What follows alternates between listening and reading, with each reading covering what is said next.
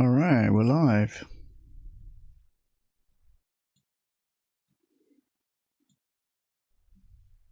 How are we doing?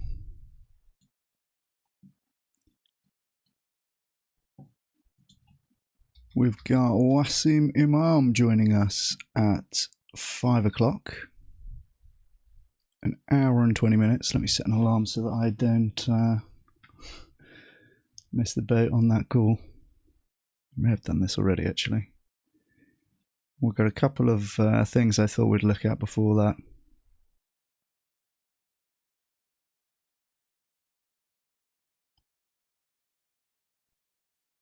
Yeah, Wasim will be joining us in an hour and 20 minutes. Set an alarm there so I don't... so I'm not sleeping on it. And there's a few cool things in the news to go through as well.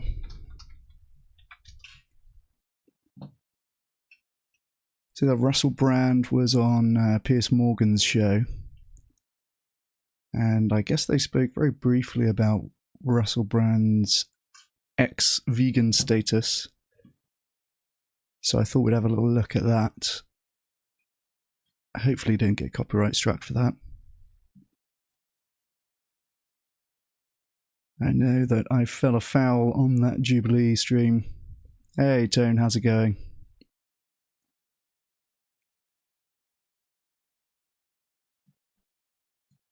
There's a couple of other bits as well. There's actually a good deal of hopium fuel over on Green Queen today.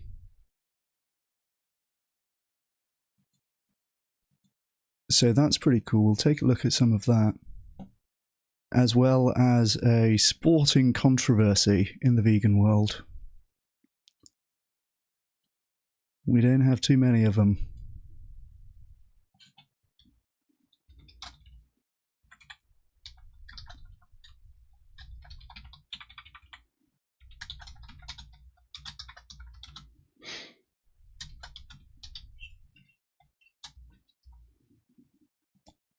Just update that stream so that it has the time for Wasim coming on. That's going to be in an hour and 20. How are we doing, guys?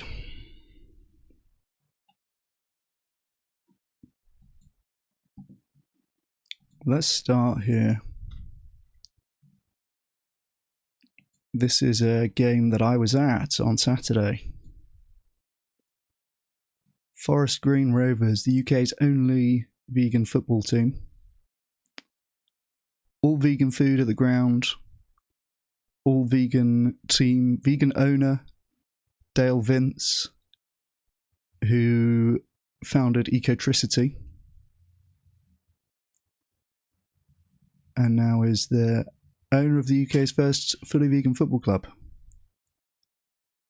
Well, they had their last game of the season on Saturday against Morecambe, which, by the way, Forest Green, the vegan team, won 5-0. It's very rare that you see a team that you're supporting, in my experience, win quite so emphatically. 5-0, I mean, come on. My buddy and I that I was watching it with were saying to each other as well, like in the first 10, 15 minutes, like this could be a big score. Because seriously dominant performance from Forest Green Rovers. Hey Vegan Stem, nice to see you. And, you know, I think it's the veganism. I think it is. They are now going to be in the playoffs in the National League, which is the UK's 5th tier.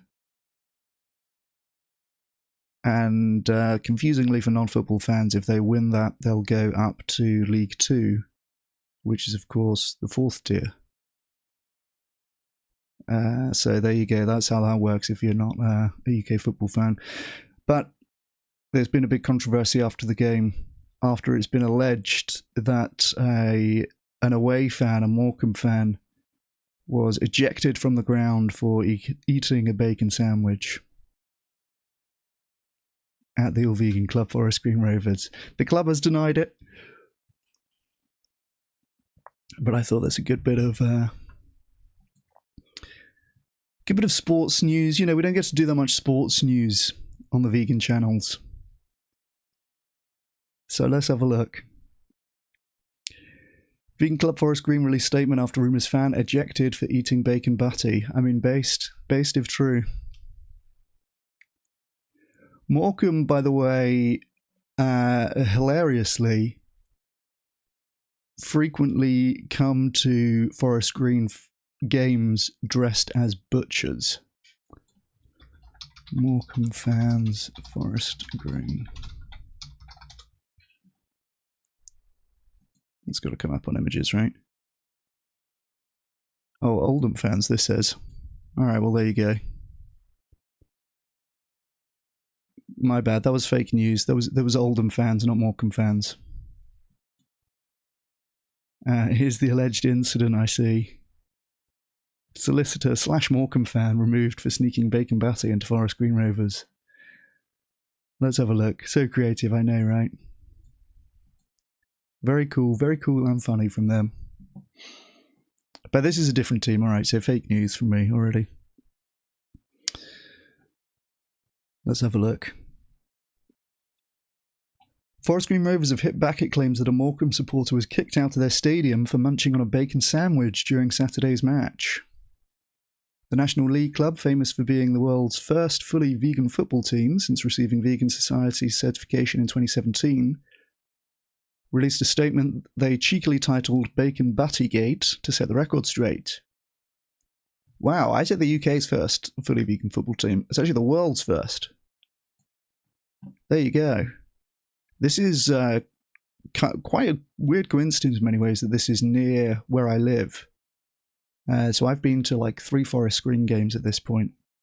And they've won every... Oh, no, that's not true. They've won 2 and lost 1 on penalties of the 3 that I've been to.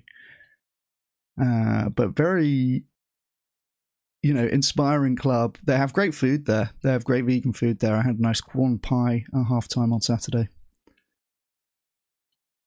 But let's read on. Contrary to social media opinion and wisdom, the ejection was nothing to do with bacon sarnies, more a little over-exuberance on the last day of the season, the club posted on X. After repeated warnings, the stewards were left with no choice, and the gentleman was ejected from the stadium. Robbie Savage wasn't having any of it either when the video started doing the rounds online. Speaking on his BBC Radio 5 Live 606 show on Sunday, the Forest Green boss was pretty emphatic about the whole thing. I've seen that it's gone viral today is fake news, Savage said. He went on to completely dismiss any suggestion that pork products were behind the fans' removal from the new lawn. It's fake news, there was no bacon involved. I can 100% categorically confirm there was no bacon sandwich. There you go. Robbie setting the record straight. For any non-sports ball fans, by the way, Robbie Savage is quite a famous ex-footballer, now manager. He presented a show called Soccer AM for a long time, and so is kind of like a well-known face in the football world. And he's the current manager of the world's first vegan football team. And he's as cool as he looks, honestly. He's a really cool guy. I feel like with his level of fame, he could be doing almost anything he wants in the football world. And he's chosen to manage 5th tier, fully vegan team. He's the most famous manager in the league by a long way, probably in the next few leagues, my buddy said to me. So we love Robbie Savage, and he's setting the record straight on Bacon Buttygate. Here's their tweet, club statement on Bacon Buttygate. We're aware of a video circulating online following our game yesterday against Morecambe. Contrary to social media opinion and wisdom, the ejection was nothing to do with the bacon sarnies, moreover a little over-exuberance on the last day of the season. After repeated warnings, the stewards were left with no choice and the gentleman was ejected from the stadium. Hashtag never let the truth get in the way of a good story. Hashtag slow news day. True. So there you have it, straight from the manager's mouth. For those unfamiliar with the club, Forest Green have been trailblazers in sustainable football. They claim to have introduced the first vegan matchday menu in the sport back in 2015. Wow. Okay, yeah, it's been over a decade already that they've been doing this. I remember reading about this when it happened, and I have had a forest green shirt for a good number of years, longer than I've been going there. So I'm pleased to have the world's first fully vegan football team pretty much on my doorstep, and I'm able to get along and support them decently regularly. Pop along to the new lawn, and you'll find Quorn pies, vegan pizzas, salads, and sweet potato fries on offer rather than your traditional football grub. Owner Dale Vince has also pushed to make the Gloucestershire outfit carbon neutral, championing renewable energy and sustainable products throughout the club. On the pitch, things are looking rather rosy too. Savage's side thumped Morecambe 5-0 on Saturday, and now face Boreham Wood in the National League playoff quarter-finals on Wednesday. Well, there you go. There's your sports news.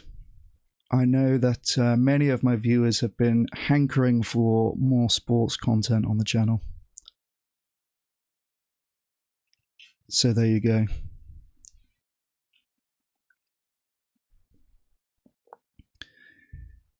I wonder how this came about. There's clearly a video of the bloke getting kicked out. And then somebody says, oh, I guess that's the vegan team. And so they just made up that he had a bacon sandwich. I like that in Robbie Savage's statement, he didn't say that the guy wasn't kicked out for having a bacon sandwich. He said there was no bacon sandwich. I can 100% categorically confirm there was no bacon sandwich. What a guy.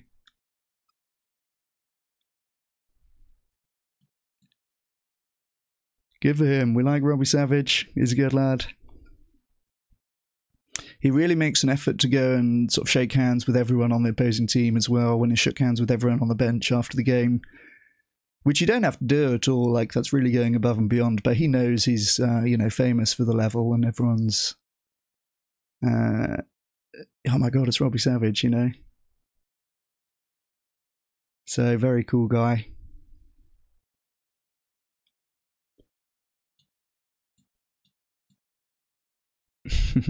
Russell Brand on Piers Morgan. Should we do Russell Brand on Piers Morgan? Hey, Bretta, nice to see you. Hey, Jeremy. Hey, AQ.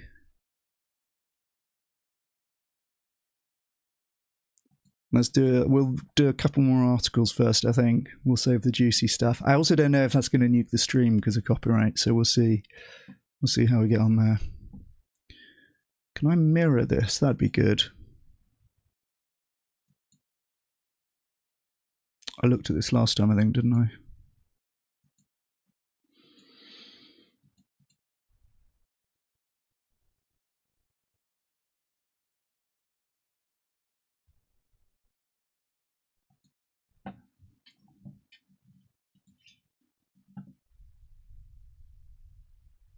The Bible part's like something I was scared. Oh, I've heard about that, where it takes like a minute and a half finding a verse in his Bible on a live interview. Talked about veganism briefly, gave some BS reasons for eating animals. Okay, yeah, I found. Well, he's nicely time-stamped it. So I guess there's a 9-minute segment that includes veganism. I guess he talks about it very briefly, but I saw him giving an alternative definition for the word predator in part of this interview. So that's the level we're at. So, well, predator gets a bad name. Okay.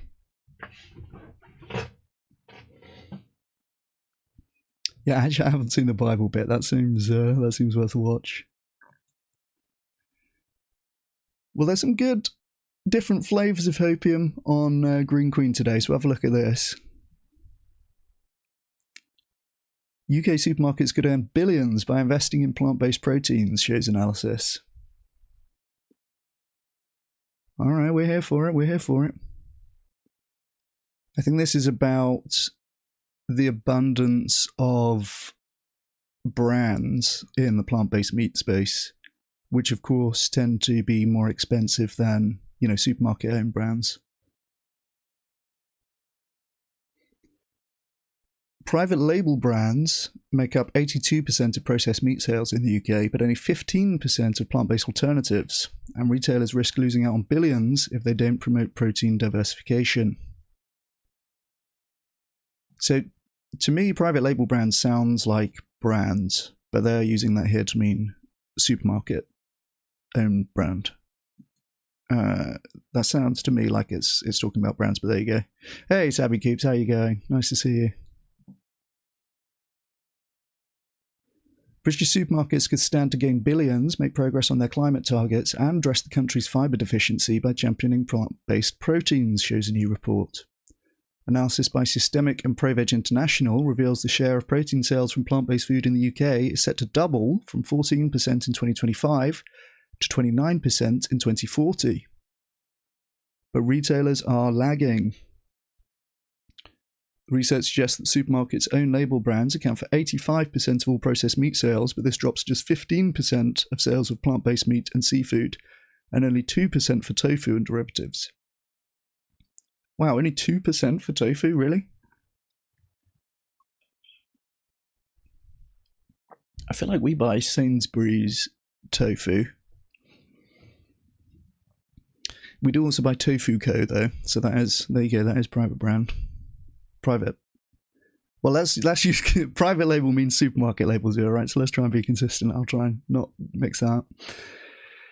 Closing this gap will give retailers direct control over pricing, margins, and category direction, which Systemic says is the most effective way to capture the plant-based opportunity.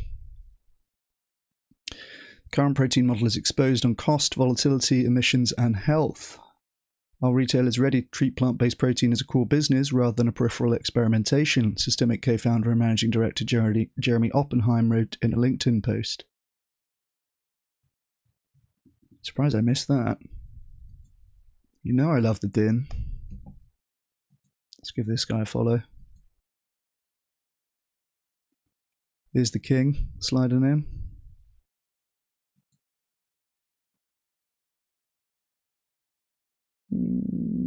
Okay.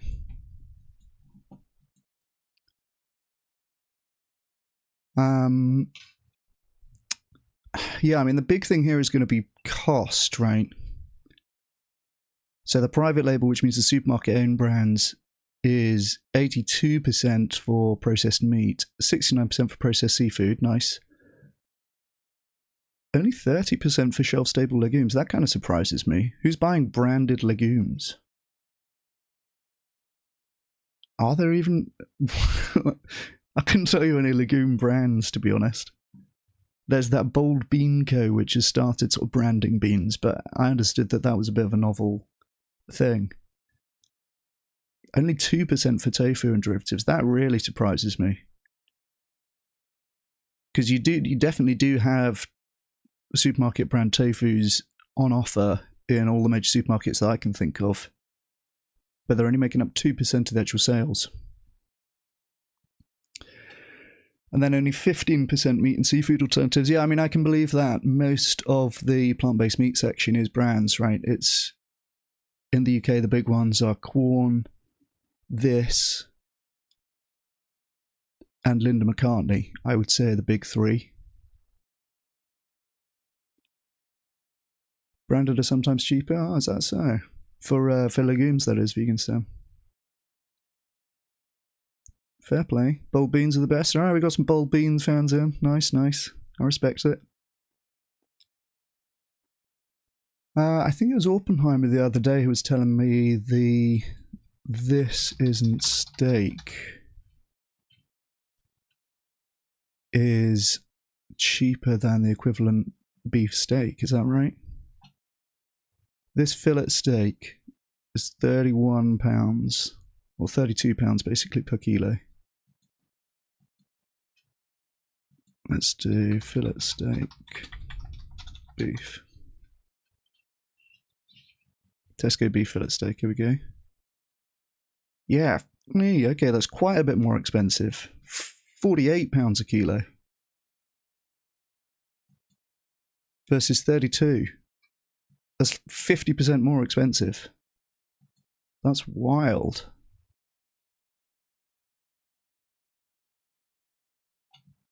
Damn, so what are the other plant-based steaks then?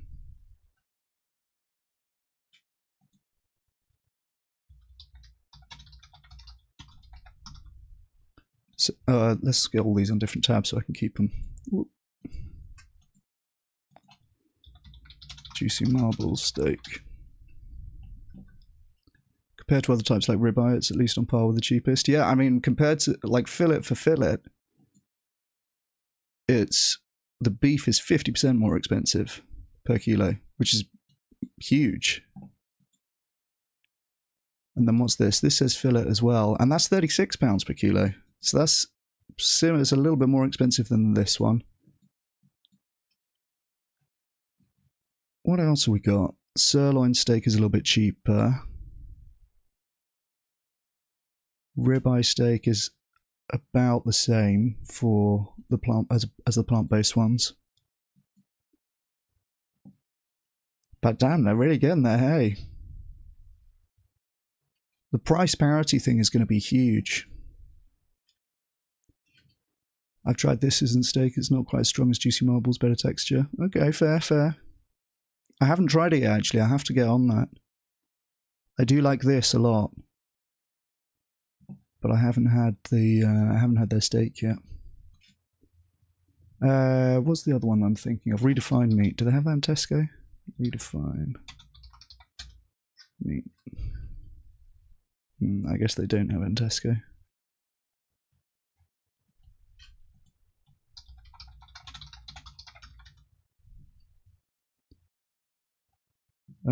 Okay, it's just coming up with Juicy Marbles if I search that. Here, Ocado. I guess it's Ocado only.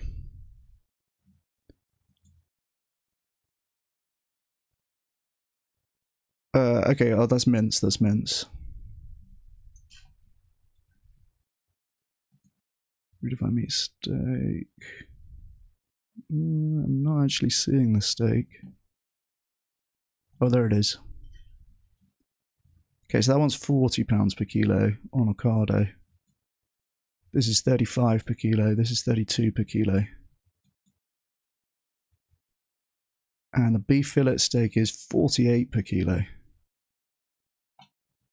We've got sirloin steak there is 29 per kilo, so that's a little bit cheaper. Ribeye steak, this Tesco Finest as well, so that's posh. Is 36 per kilo.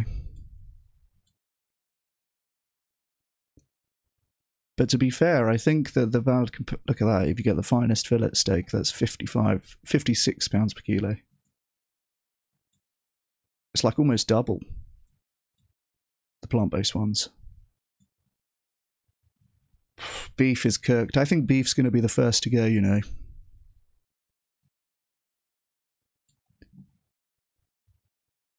Oh, you saw there, this isn't steak on Club Card as well. It's like £5 instead of £7, fair play. Oh yeah, fuck, it is £5.50 Club Card price. So 25 per kilo. Yeah, you're right. So that's quite a lot less, isn't it? Oh, this is also Club Card price, to be fair. That's 41 per kilo still. That one's cheaper, is it? No, then it's even cheaper than sirloin steak then. Yeah, fair play. So this is pound for pound cheaper than all of the beef steaks. I think beef is cooked. I think beef's going to be the first to go, you know. Beef prices UK. Let's have a look. I was looking at this the other day. Well, let's do red meat prices UK. I think it was called. Yeah, here we go. Supermarket red meat prices.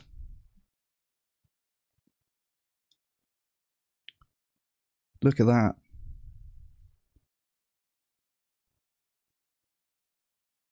This is the start of 2025.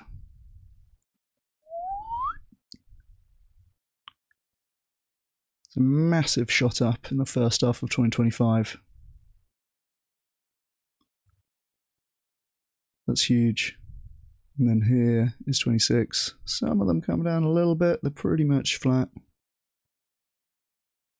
Early days yet. but like big increases as well. If you look at this here, what's this? About 20. 50% increase to over 30.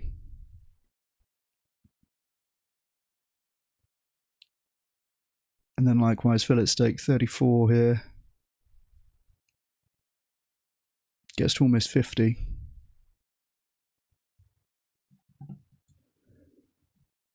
I think beef is cooked, man, honestly.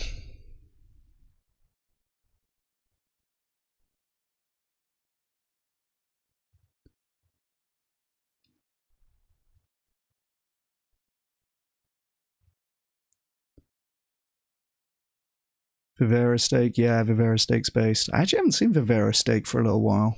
They used to be everywhere. There was a very good, it's like a very good plant-based burger, basically.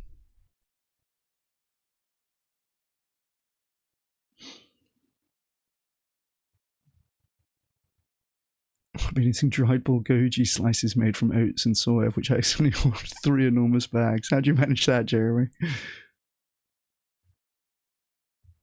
Can't get this, isn't in Ireland. Oh, really, Savvy Coops? That sucks.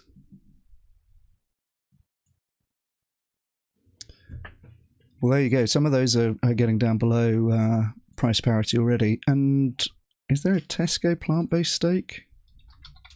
Plant Chef, it's called, isn't it, in Tesco? No, I guess they don't have a steak for comparison. But yeah, these brand names are obviously going to be more expensive than the supermarket labels as well. So we're looking at all brand names here for Juicy Marbles, this, Redefine Meat. And to be fair, we're then comparing that to supermarket brand beef, which I guess this is saying is the problem here, right? Because most of the meat alternatives are, in fact, brands, whereas most of the meat is supermarket owned brand. So it's going to tend to be cheaper as well. Plant-based meat sees sales hike and approaches price parity. Let's go. Following the highs of 2020 to 21 and the period of correction that followed, the UK's plant-based category is now recovering and maturing. Let's go. For instance, Lidl blasted past its target to increase alternative meat and dairy sales by 400% by 2025, recording a 694% hike since 2020.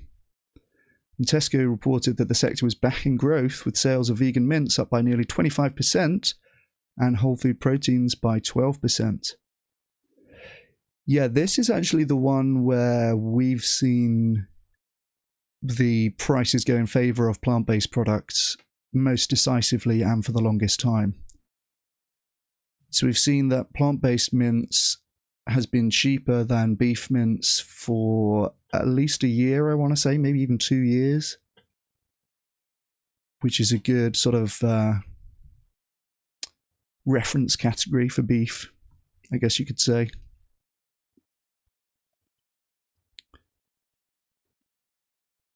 Even with whole food options dominating the landscape, meat and seafood alternatives are performing well, with retail sales growing by 5% between 2024 and 2025. Let's go. All right.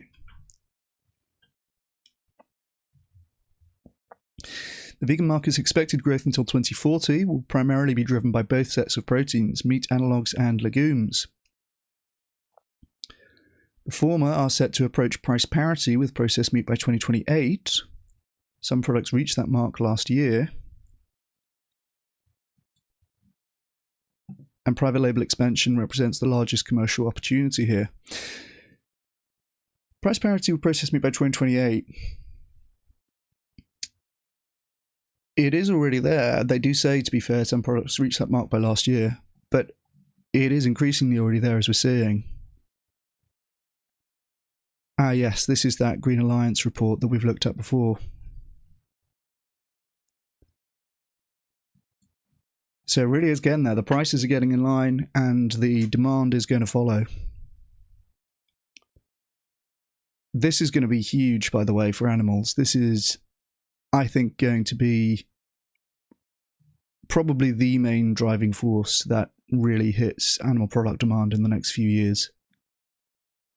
is plant-based products just continuing to get better and cheaper, while animal products stay the same in quality and get more expensive. So we're really going to see people increasingly moving towards plant-based products. And we've seen, a couple of years of plant-based mints being cheaper than beef mints, and then sales of vegan mints go up 25% as a result. So I think when that happens, it is happening already, across many categories and many markets. I think as that continues, is going to be a huge driver away from animal products and towards alternatives. That's going to be the next big wave that comes for the alternative protein sector. Mass price parity and lower. It's kind of inevitable because all of the reasons why plant-based products are so much better in terms of environmental outcomes are because they're more efficient to produce. They require fewer inputs. And it has been the case that, there's startup costs and there's research costs to be recouped and there's larger margins demanded when the volumes are lower for plant-based products. But all of that is going in the right direction. And so you're going to see more and more plant-based products getting cheaper than their animal product counterparts, and you're going to see demand going in that direction massively. Legumes, meanwhile, are already cheaper and have the biggest growth potential in terms of absolute volumes, although consumer uptake is constrained due to limited awareness, outlining the need for convenience, formats, and own brand expansion. Minimally processed proteins like tofu are cost competitive with or cheaper than meat too, but they remain under-leveraged in store, and the consumption of nuts remains 5 times below the recommended levels, and their growth lies in positioning beyond snacking into daily cooking occasions. Yeah, nuts are crazy, by the way. I was doing a big health analysis recently that involved getting a bunch of meta-analyses showing specific foods linked to specific disease outcomes. And nuts are crazy good. They have, I think it's 28 grams of nuts a day is the standard serving size there, which I guess is an ounce a day. I want to say it's linked to 22% lower risk of cardiovascular disease, which is huge. All of the other relative risk ratios, or the risk ratios, are like 10 to 15%, and for much higher doses as well. So it'll be like 100 grams of fruit and veg, for example. But nuts, from what we can tell from the data that we have on that at the moment, are like a superfood in terms of disease risk. Expensive though? Yeah, I guess they're a little expensive. Maybe you've not made a nuts pan yet. It is nuts. It is nuts. I will say that. Oh, I will say that. You can't say we don't have a laugh here, eh? Yeah, nuts. W nuts.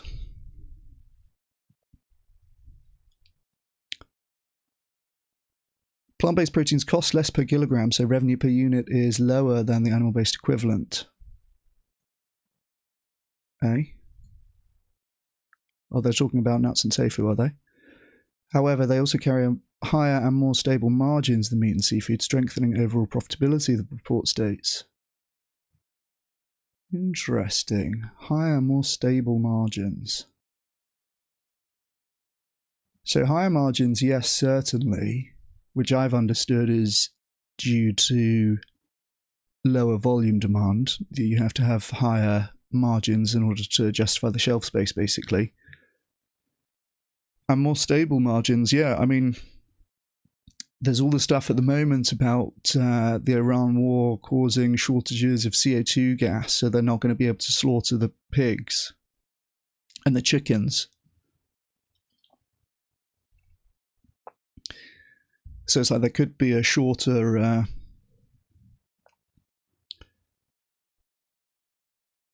there could be a shortage of slaughter capacity, basically. Which again, great news if you're a pig or a chicken, right? With that going on at the same time as the big Project Slingshot campaign, which I posted a video about, and also plant-based products getting cheaper and getting better, I really do feel optimistic about the future for the UK. I really do think we're going to be continuing our trajectory of declining meat consumption in the UK. That's one big thing to keep in mind. Like, things are already going in the right direction. Per capita meat consumption is down pretty consistently in the UK.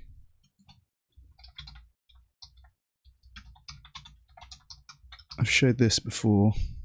This is a little bit out of date, but look, this is total meat consumption, well, up until the end of 2019.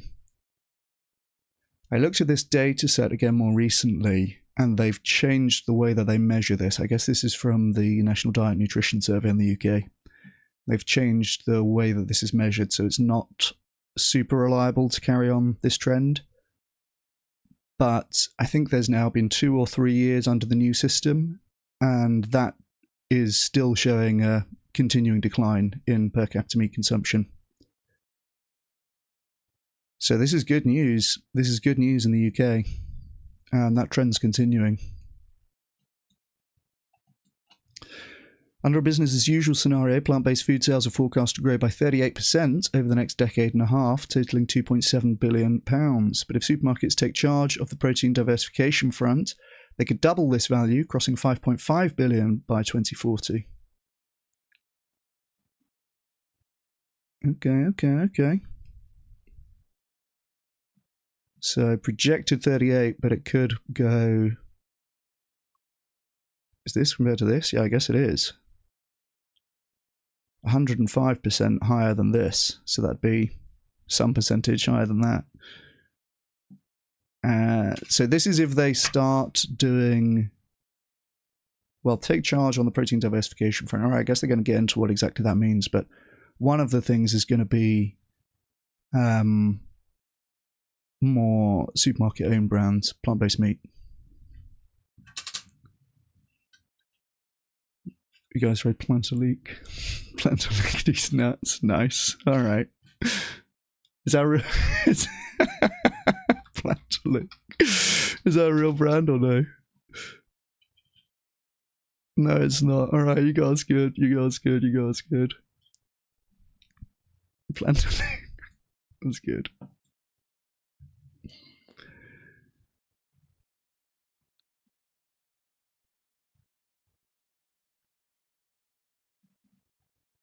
Hey, Vegan Anthem, how's it going? Our favourite hardliner.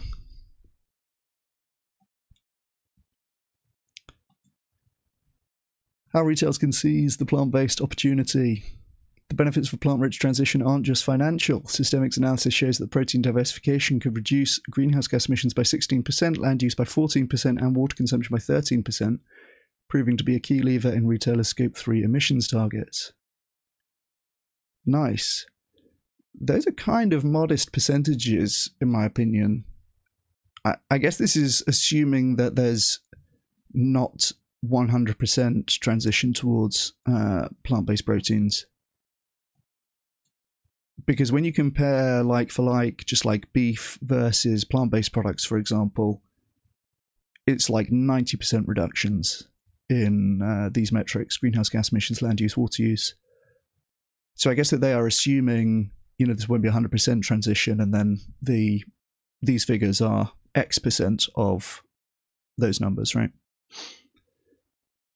Moreover, this shift would drive a 71% intake in fibre compared to business as usual scenario by 2040, closing around 11% of the UK's current fibre gap. It would also save £108 million in associated public healthcare costs. Interesting. Okay, this is very similar to the kinds of analyses that I am working on. And again, I guess, well, that's a good fibre stat. 71% intake in fibre increase compared to business as usual. Closing around 11% of the UK's fibre gap. So that's... How fiber deficient are we currently? We need to like 5 or 6x our total fiber intake. Is that the idea? It's certainly possible. We'll save 108 million in associated public healthcare costs. Yeah, again, this is all very much depends on how much you assume is transitioned. Again, 108 million pounds. I recognise that sounds like a lot. I've seen numbers in the billions that we've worked on. Numbers in the billions from reducing consumption of meat and animal products. Because you have far lower incidence of cancer and heart disease, which are the biggest things. And then also diabetes, obesity. These are all associated with, you know, tens of millions, hundreds of millions in public healthcare costs. So it's kind of wild when you look at the numbers. Like, if you reduce consumption of red and processed meat by X amount, it translates into millions and millions and millions saved at fairly modest amounts. We did a report based in the UK that estimated £2 billion saved on the NHS. And that was from, I think that was the scenario where people had plant-based lunches in the week. So it was something fairly modest, like a 30% reduction in meat consumption, or maybe even less than that. And it was associated with 2 billion savings for the NHS. So yeah, I guess they're basing this on like a fairly modest amount of protein transitioning to plant-based sources. Oh, in fact, here we go. Current and projected resale volumes. So we've got the total tons, and then we've got the percentages of that. So interesting that the total tonnage is going down even in the business as usual scenario. I would have thought that the population's growing and that's going to increase the volume by 2040, if nothing else.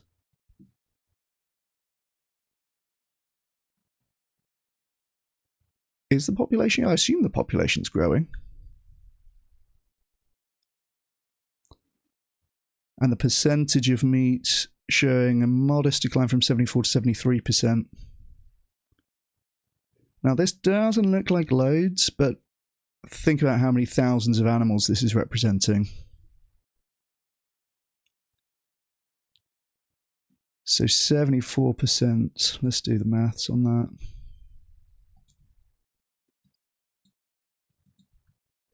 It'd be 3660 times 0.74 minus 3580 times 0.73. 95,000 tons less meat, and that's the business as usual scenario.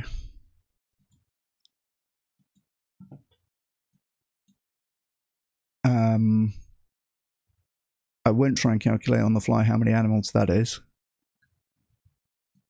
but it's a lot.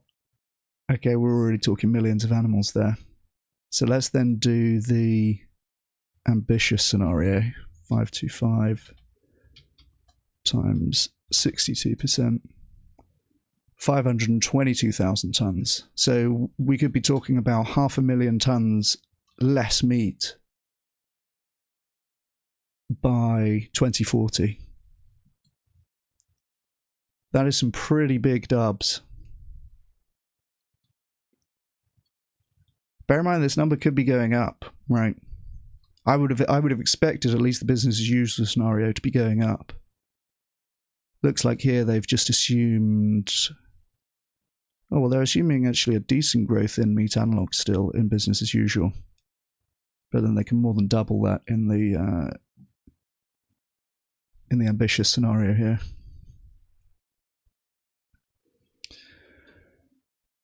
What do we read up to here? Systemic suggests that retailer action is the most directly controllable growth driver, underlining 3 key levers: increasing the share of private label plant-based products, placing them alongside their animal-derived equivalents with clear value communication, and measuring protein split sales to create a level playing field for vegan food. Yes, this is actually something that Lidl has campaigned for, because I know that they already have targets for their protein split. So they've said, you know, by let's have a look. I don't want to do them dirty here. Little protein split targets.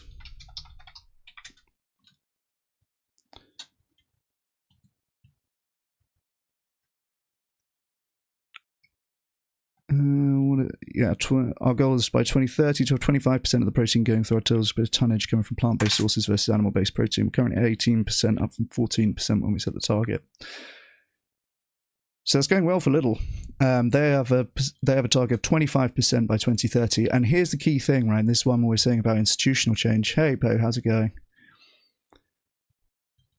Once Lidl have started doing this, they are now lobbying for this to be mandatory for UK supermarkets. So they're sort of on our side, as it were, now. Because it makes a level playing field for them, right? We're already doing this. Our competitors are not doing this. There's a higher cost being incurred by us, basically, than our competitors. And we know that this is doing the right thing in terms of health outcomes, environmental outcomes, everything else that governments ought to care about. And so now they're able to go to government and say, look, this is feasible for supermarkets to do because we're already doing it.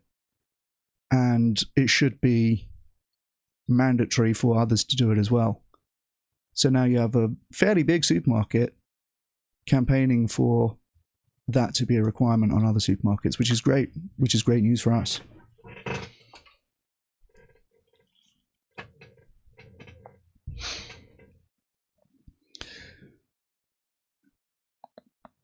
Calls for protein diversification are growing across Europe. Last week, 25 civil society groups urged supermarkets to measure, disclose, set targets, and take action on the protein split, noting that 60% of their sales should come from plant-based sources.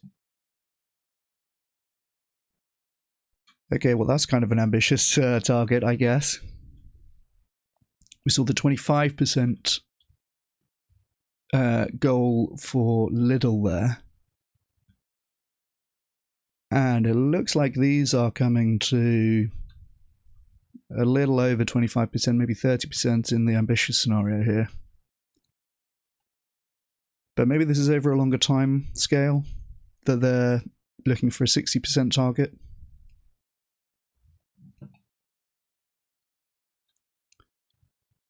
Pete Singh is in Korea giving a talk at Sungkyunkwan University tomorrow. Cool, nice.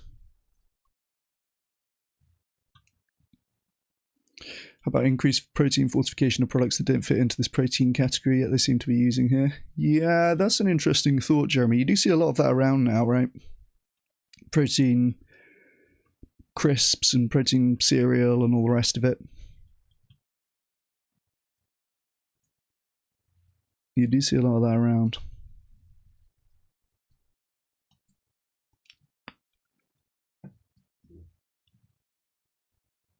It'd be kind of cool if that stuff just like starts to replace the need to have meat in meals. But I think just from a culinary perspective, people largely want to have stuff that feels familiar or represents, right, what they're used to eating and so on. I think that's a big advantage for plant-based meats. The UPF discourse has really done them dirty, though. This is why I'm so repetitive in saying plant-based meat's healthier than meat. Firstly, because it is, but secondly, because there's been millions invested in trying to get people to think the opposite, and unfortunately that's been reasonably successful. So it's really not close. And by the way, this kind of seems like a fight that we're winning, at least based on my adventures on LinkedIn. I say this because I posted on LinkedIn the other day a clip from my conversation with Anton Andres Dura talking about plant-based meat being healthier than meat. And it did pretty well. Not only did it do pretty well, but I really had no disagreement from the meatheads. I connect with a lot of meatheads on LinkedIn, and I almost always get disagreements in the comments. People taking contention, people, pointing out errors in the study that I've posted, or critiques, or like where I'm right, trying to argue where I'm going wrong. And I didn't have any of that this time around. Closest I had was this guy, Mike Pennard, saying, maybe, but they taste like shit. And I said, let it be known that I'm connected with a lot of pro-meat people on LinkedIn. This video has been viewed thousands of times, and this is the most intelligent disagreement I've had. Truly, the meatheads have conceded this ground. I feel like a few short months ago, if I had posted something like this, it would have been flooded with people saying, oh, it's ultra-processed food, and red meat is the best health food in the world, and all this. I don't know if those people have given up trying to argue with me specifically, or if my repeating this and showing the evidence has finally got through some of those skulls. And now they are just kind of conceding the ground on health, as they should do. There's really no evidence on the other side to suggest that meat's healthier than plant-based meat. That's why it's always this alluding to the idea that I might be with, ancestral diets and what's natural and ultra-processed foods. None of that is saying that meat's healthier, because it's not. If they could say the strength of stuff that I say, there's multiple RCTs showing better health markers for people consuming plant-based meat compared to meat, then they would certainly say that. But unfortunately for them, they can't say that because they don't have that evidence. It doesn't exist because plant-based meat's healthier than meat. Systemic is asking retailers in the UK to start measuring the ratio of plant to animal foods using a recognised and shared methodology, as their counterparts in the Netherlands are doing, and implement ambitious individual and sector-wide actions to rebalance sales towards plant-rich consumption, in line with the Eat Lancet Commission's planetary health diet. In fact, industry-wide collaboration reduces first-mover risk and builds shared infrastructure. So the report suggests sharing pre-competitive best practices, using industry platforms to coordinate sector action that outlasts singular initiatives, and engaging the government jointly for policies supporting plant-based proteins, such as updated dietary guidelines and tax and subsidy reforms. Yeah, that's a pretty big one, potentially. We have, in the UK, as in many European countries, meat and dairy are excluded from VAT.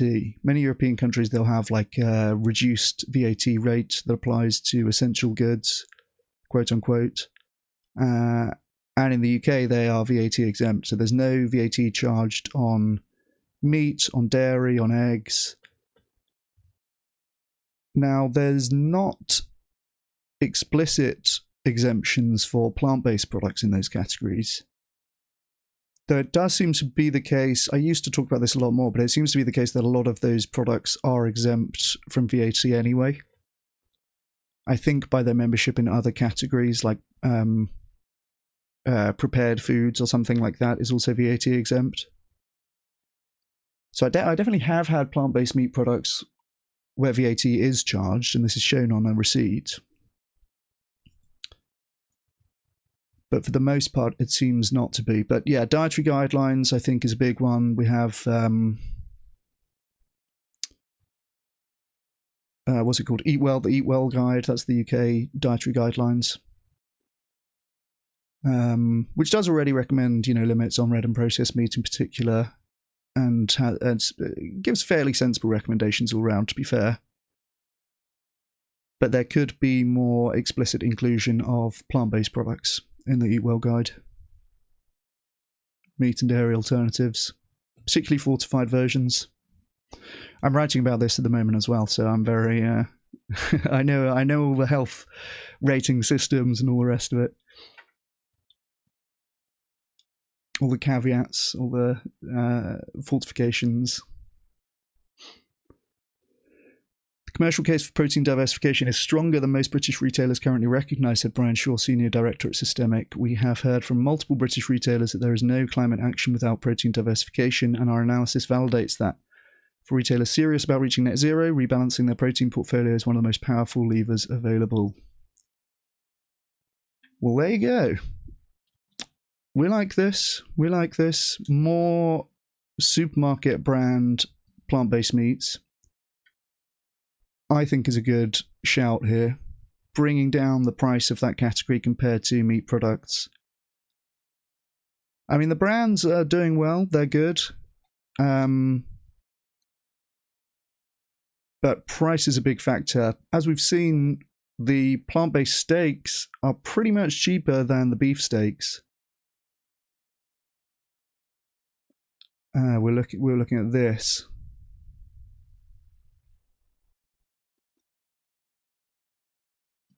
But yeah, there's other categories where it's still to catch up. Other categories still where it's been there for some time, including plant-based mince. And those categories where it does reach price parity, that does seem to drive a resurgence in plant-based sales. We saw that 25% increase in the plant-based mint sales since that dropped below price parity for beef last year. Right, let me see. OBS mirror window. How do I do that?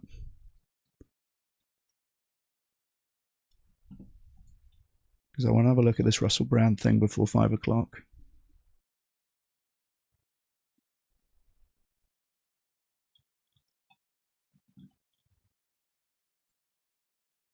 Transform. Flip horizontal. Well, okay, nice. Look at that.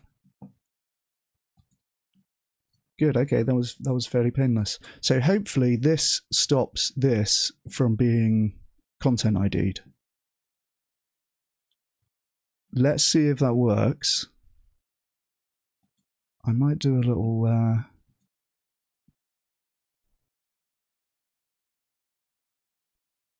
might do a little fucking noise thing as well.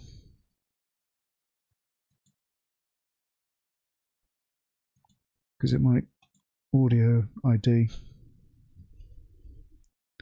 So we'll have a look at this Russell Brand thing if we can. Change audio pitch. And plug it in. No, we don't want that.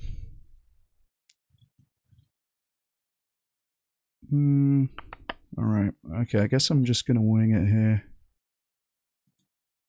And hopefully we don't get clapped for it. I don't think any of that is what I want. Maybe that is actually.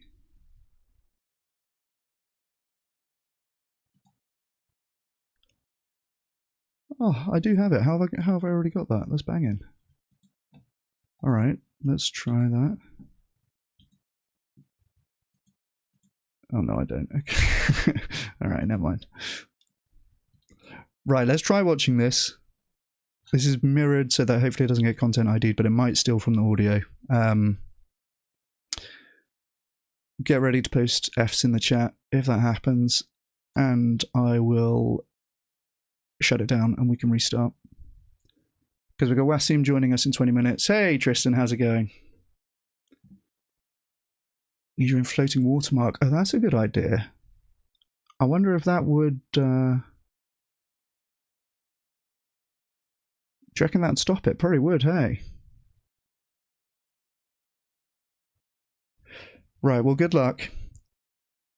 If the stream goes down, I am coming back. All right, so we'll just see if we don't get clapped for the content ID.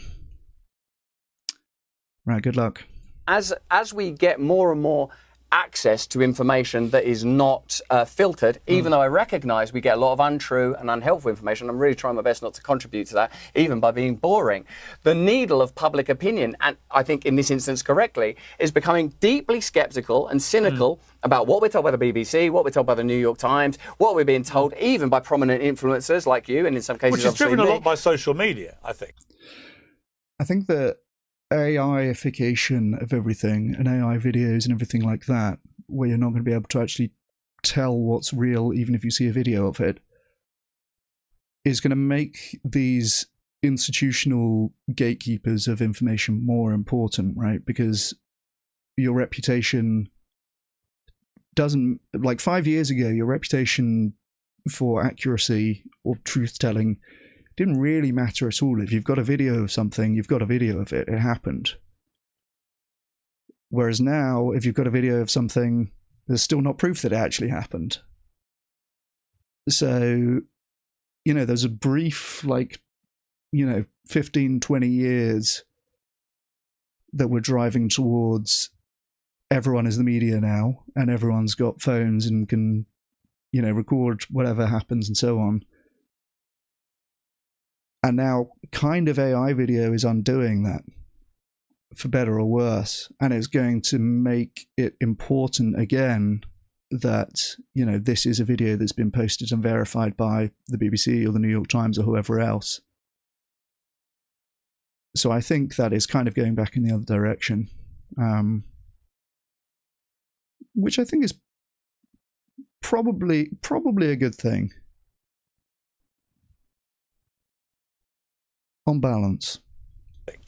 Indeed, of course it is. And the very interests that are able to control mainstream media then migrate to social media and attempt to control that. And what I am proposing is, instead of using this time and these resources to create endless conflict, whether that's between me and you or everyone in our beloved country.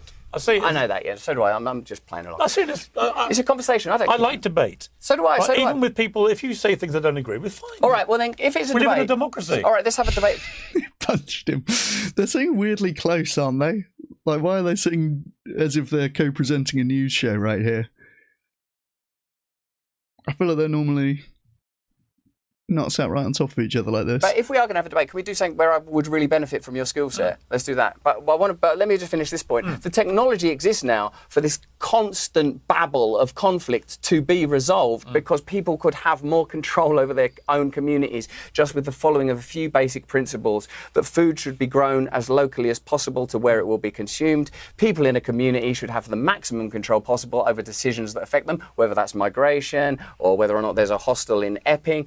And when it comes to the major decisions, there are referenda continually too. The technology exists. The reason we're not having this discussion, the reason dear old Piers is shuffling his papers, is because politics should be boring. It should just be about the management of resources. It shouldn't be about mad ideologues misusing us and controlling us for their own curious ends. Now, where I would benefit from your... Is he not describing himself here? That does kind of seem... It shouldn't be about people like me, is what I heard. Tenacity and ability to push back. Yes. Is in the event... I'm trying to find a specific thing while I'm talking to you, but go on. Well, how can you possibly pay attention while ruffling through your eyelids? I can hear everything. Look at that, you're all possessive about that. This is quite noobish, isn't it? What is this? A professionally produced, well, I guess it's not a TV show now, is it? It is just Pierce's YouTube channel, so I guess we're on a level there. Hey, Thomas Evans, welcome. Nice to see you. But that's my Truth, notes. uncensored, nothing to be scared of. Hello, these are my interview notes. Have the book, promote the book. And if you're not going to promote that one, promote this one in the holy name. I'm going to talk about your book. There's hope for all of us. What is the... here we are, look. So this is... No, yes. No. No, yes. Tried my best. Do you accept you've been a bit of a chameleon when it comes to your position? From Piers Morgan? Yeah. From Israel-Palestine, Piers Morgan? From COVID, Piers Morgan? No, I've been trying to, like you, actually, because I don't... No, it's not answering of the question there, isn't it? All right. Wasn't really... not anything to do with Piers Morgan, really. It's asking about you. I want to love you. And, actually, I don't have to love me. I don't even find that difficult. Because I'm going to tell you something that's sincere. When I look in your eyes and you tell me about that hip and the tibia... I feel sadness in you. I know you're brash and I know you're strong. I'm not sad about it. I'm bored. Bored with hobbling. What do you think bored means, really? But let me ask you, when people say, all right, see, my theory about... I used to like Russell Brand. That feels kind of embarrassing now, honestly.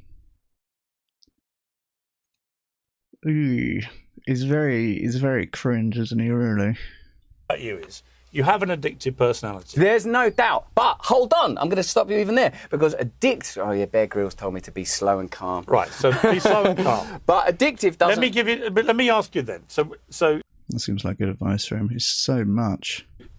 take vegetarianism, right? You became a Here we go. vegetarian at age 14 after you were influenced by the Smiths' album Meat is Murder. Man, this is government water. Can I have some non-government water, please, out of a bottle? Because, I don't want to sound like a conspiracy theorist, not on Piers Morgan, where everything's underlined with absolute truth. The efficacy of those vaccines.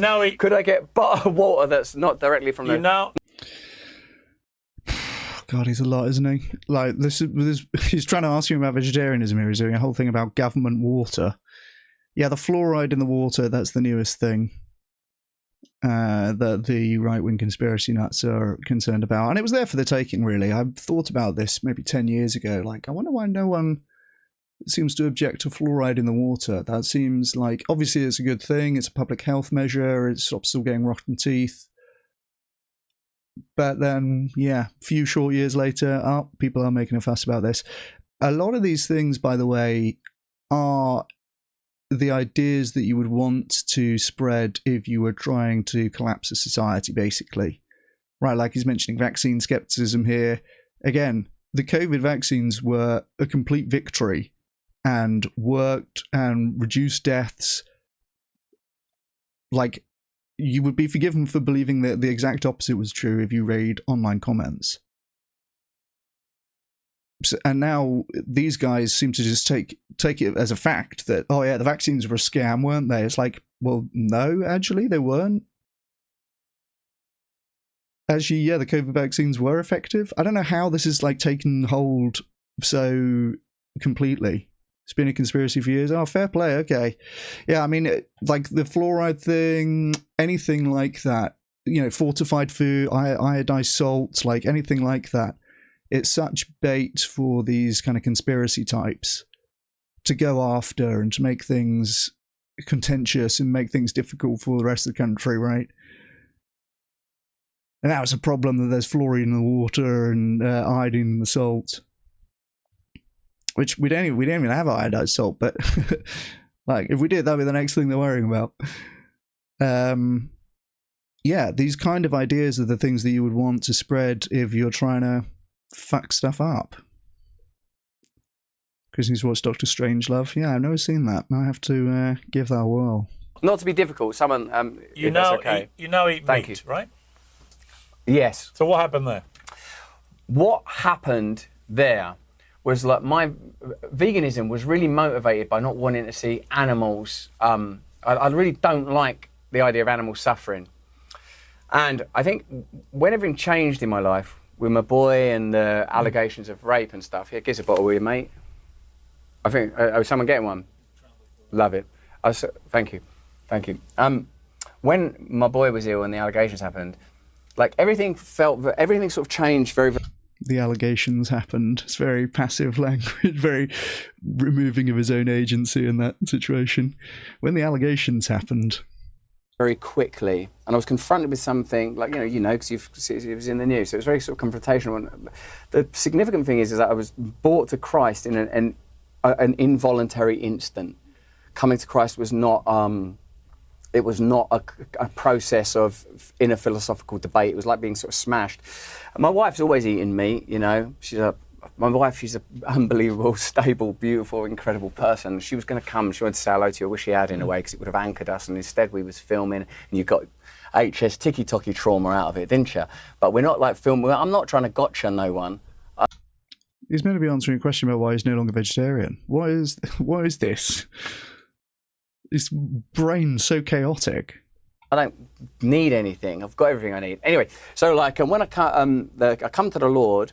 Like the Lord came to me, a recognition in an instant that instead of all these sort of diffuse and sometimes contradictory and difficult to hold ideas, some of which are still, as you can tell, deal with and deal in, that the Christian story, that God came to earth in human form, that died somehow taking our sin upon himself and was resurrected, was true. And like, I felt it not rationally or logically, I felt it in my belly. And then from that minute, I was reading about it. Now, I suppose what happened after that is I didn't feel the need to have a self-selected arbitrary system of righteousness or morality like wokeism or veganism, which has a good intention, as does wokeness, I think. Compassion, kindness, these are really lovely, lovely ideas.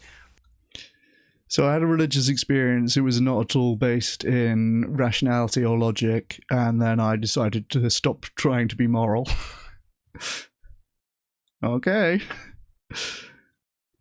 Yeah, it's, whenever I hear about this kind of, someone's talked about why they're no longer vegan, I think, oh, okay, interesting. I wonder if there's going to be something compelling here. Like, on some level, I hope that there's not, but on some level, I'd like to know about it if there is. And inevitably, it's pretty underwhelming. Like, this is... I know he's not trying to persuade anyone here, but I can't imagine anyone being persuaded by this. But it just didn't anymore. My wife was eating a lamb chop, and I remember the smell of lamb in my nan's in Dagenham. I remember the smell of it, and I ate it, and I felt... I guess just kind of describing descriptively, I had a hard time, and by the sounds of it, some form of... I know breakdown is too strong a word, but okay, religious experience. But he was being accused of sexual assault. He mentioned his son was ill as well, so he's going through some sort of hard time.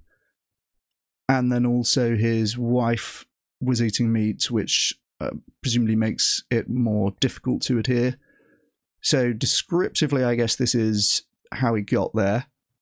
But it's not particularly compelling, a particularly compelling roadmap for thinking like there's some sort of reason behind this. I mean, and to be fair, he said there's not some sort of reason behind this. He said there's nothing, no like logic or rational basis. So, yeah, I guess none has been presented. Felt like one of my friends who's always been a meat eater said, "It's them or you, Russell. It's them or you. You've got to start eating meat to survive out there." Okay. In what sense? In what sense? No, in what sense is it them or you? Oh, man. It's so... it could sound profound if you had no critical thinking skills. Right? Oh, yeah, it's them or you. Right, you've got to eat meat to survive. Like, it could sound like...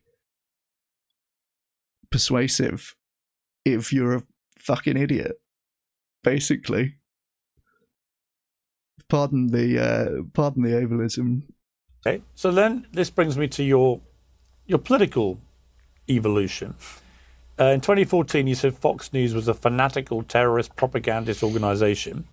That was it, I guess. That was the vegan part. We're at 108.40. Coming up to you, a massive grifter. I mean, do I want to stop? Wait, he's going to talk about his political evolution. Maybe we just watch this for the next 10 until Wasim comes on, hey? Hey, Vegan Heretic, nice to see you. Yes, that is exactly what he's saying. His conversion to Christianity somehow led him to eating meat again. Yeah, that's exactly right. Found God and started selling a bunch of woo-woo shit. Yeah, basically. Honestly, it's kind of cringe to admit that I used to quite like Russell Brand. When I listen to him now, I'm like, maybe he used to make more sense. I don't know. I'm going back like longer than 10 years ago.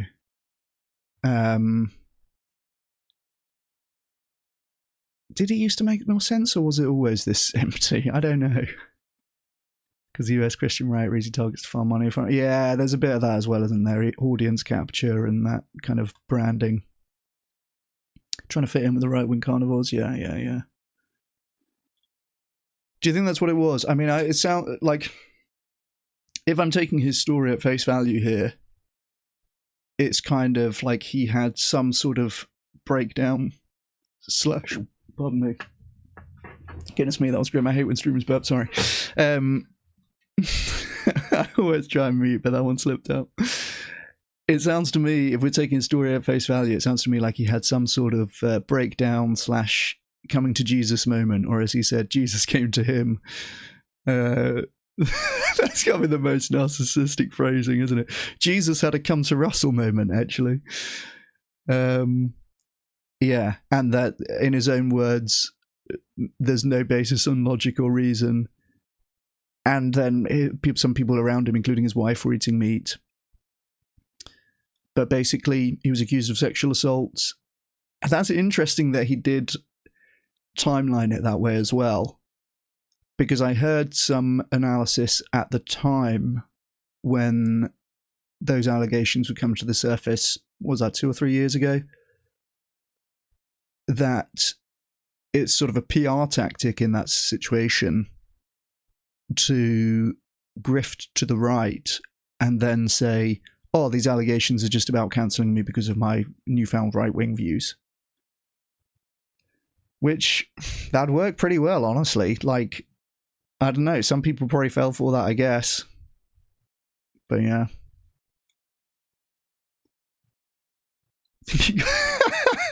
That's great analysis, Brett. I think he got famous because Pirates of the Caribbean was popular around the same time that he started appearing. I love that. Yeah, but now that checks out. That checks out. By 2023, you're popping up on Fox News quite happily. What happened there? Well,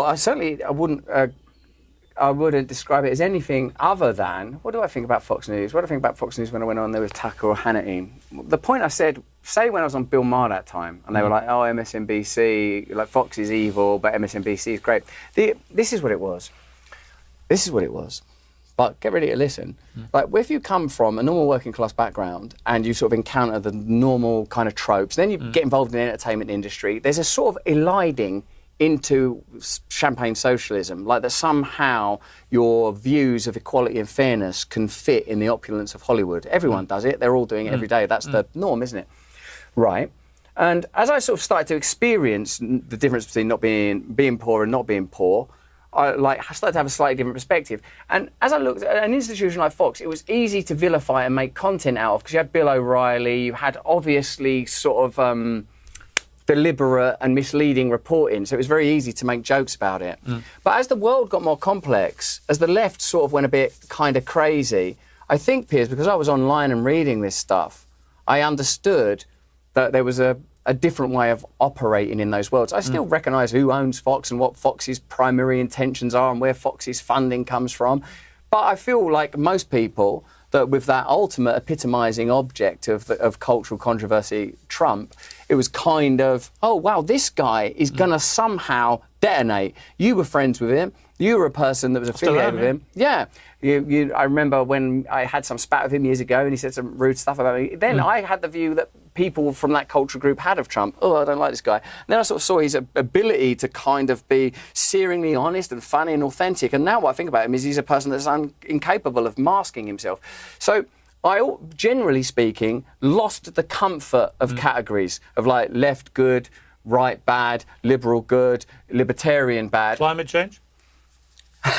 Don't just shout. No, is this what we're reduced to? What's happened? Have you disengaged? No. Just in your book, 2014 book, Revolution, you call for a revolution in big corporations existing.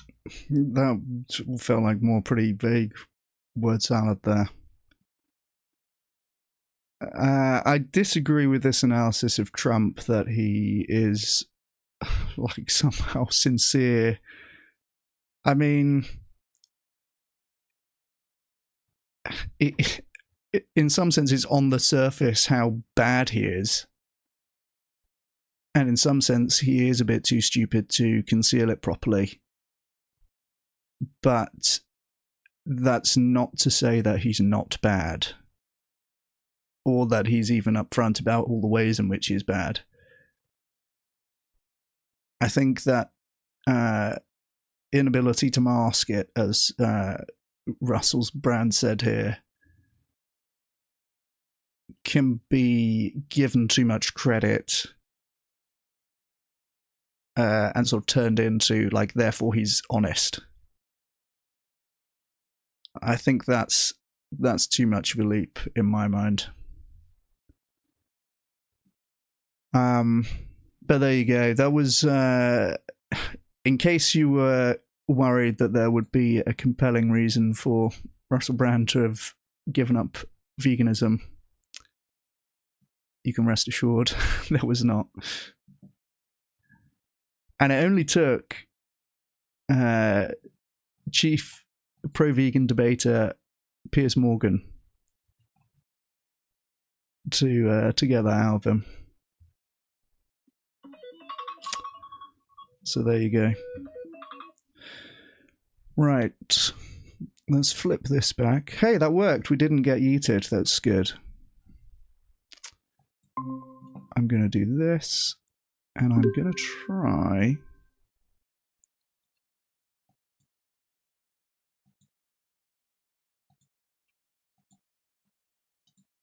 and do...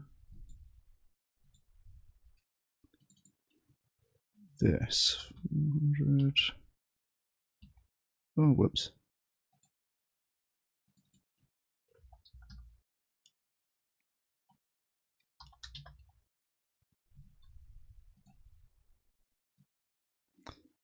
I'll try and place this on my side of the screen here, because it just that it has better quality video in the output. See how well this works. That looks like it wants to be flipped as well, actually. Whoop. There you go. It's a little bit trippy for now, but in fact, yeah, we can do it like that, and I'll change it when my Steam joins. Well, good. Hey, take it easy, Jeremy. Thanks for joining. And I have got my notes here for Wasim. So I'm looking forward to the conversation.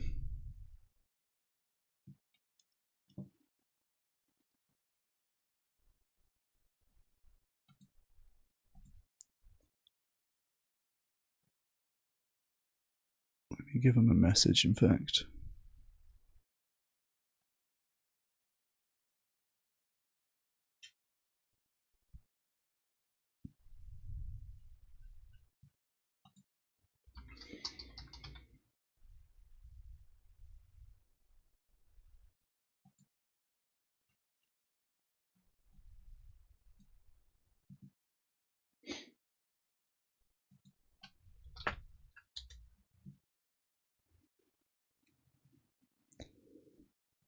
There you go. Was anyone concerned that there would be anything compelling from Russell Brand there?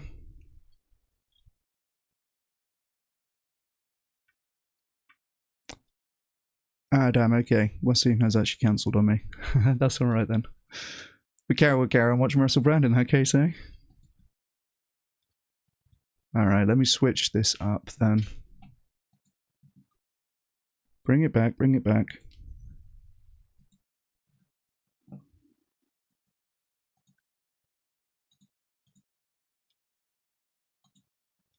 There we go.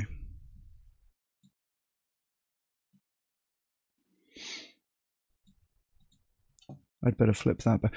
Tell you what. Now that we've got the flipping the video thing maybe sorted, we could try it on that Jubilee video.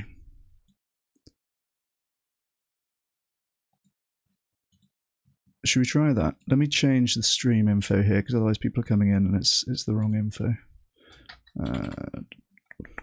I'll play this one. Political and economic systems. You collaborated with Naomi Klein saying ditch capitalism and save the planet, or ditch the planet and save capitalism. And you wanted people to take down massive corporations like Exxon to save the planet. But since 2023, you've shifted, it appears, to be more towards climate change being a lot of nonsense. What do you feel?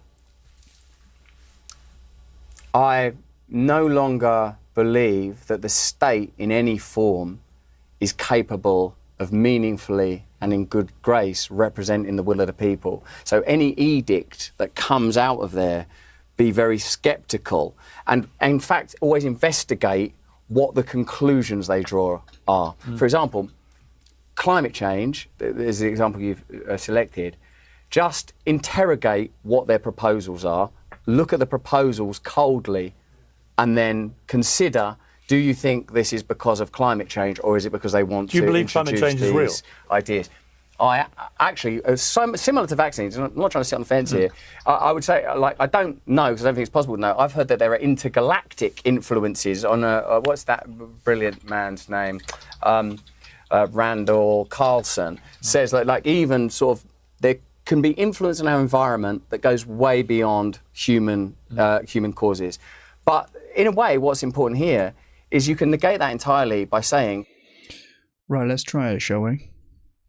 We've got away with watching a good 10 minutes of Piers Morgan and Russell Brand there by flipping the switch. Let's do vegan versus 20 meat eaters Jubilee. Now again, same disclaimer here, I guess, because we don't know if this is going to be a hotter content ID or maybe Piers Morgan doesn't content ID. Oh, look at that. There was one of these a year ago as well. Good for them for covering this topic, right? So let's give this a watch, and there's a chance that it nukes the stream. So if it does, we'll come back and maybe we'll carry on watching Russell Brand, maybe we'll do something else. But we'll give this a go. And good luck. Cheers. Thank you so much. I I appreciate it. Thank you. Hopefully speak to you in a moment. Thank you.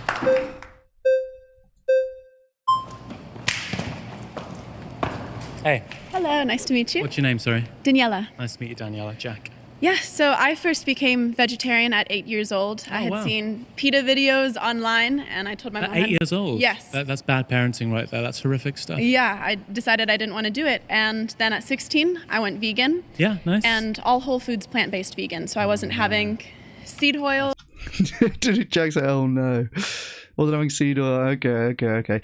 Well, hold on a minute. How old is this person? When she was 8 years old, surely that was way before the seed oil craze. Right? But funny that he's reacted straight away on it. So she's going to have a health-related story here, is what I'm sensing. She's going to be... Yeah, she's gonna be saying she was raw vegan and she had all these health problems or something like that. That's my bet. She said whole foods plant-based. Jack went, oh no. Or Were you taking supplements? no, I was not. Yeah. No supplements. Yeah, there you go. So here we go. Yeah, he's anticipating the same thing I am. Yeah, and I subsequently developed PCOS symptoms as well as gout. Yeah. So eating. So you are do pro. be like that. Yeah, you are. Say that again. What was the thing she said? And all whole foods plant-based vegan. So I wasn't having seed oils or. Were you taking supplements? No, I was not. Yeah. Yeah, and I subsequently developed PCOS symptoms as well as gout. PCOS. Polycystic ovary syndrome. Okay, there you go. Yeah. So eating. So you are do pro. be like that. Yeah, you are against whole foods plant-based. Yeah, I think any sensible nutritionist will say that you need to make sure you're doing it properly. You need to be doing it carefully, and that means, for a start, taking a B12 tablet. I don't think there's anything wrong with that. I think we do lots of unnatural things, flying on planes, watching television. I think going straight to the source and just having a B12 tablet's absolutely fine. I think when you put those two diets in front of someone, like... And, of course, a big chunk of livestock are already having B12 supplements fed to them. So it's not like if you're eating meat, you're not having B12 supplements. You are still having B12 supplements. You're just feeding them to an animal first. Like, if we're not in this debate and someone said to you, right, here's one diet where you take a B12 tablet, and here's another one Hey, Martin, good to see you. Thanks for joining. where you've got an increased risk of heart disease, more likely to be obese, more likely to develop all kinds of cancers, and you're going to live 15 to 20% longer according to the Christian Adventist study here in the United States, then I think most people would go for that one. I think we need better information of, let's not go for just a whole foods diet without... Live 15 to 20 years longer. Wow, that's a good framing. That's way better than reduce your risk of chronic disease. I need to start saying that. Is that correct? Live 15 to 20 years longer? That's such a good expression of that. I'm thinking about the David Rams convo I had, where he said a big part of it is about framing and putting things in terms that people can understand.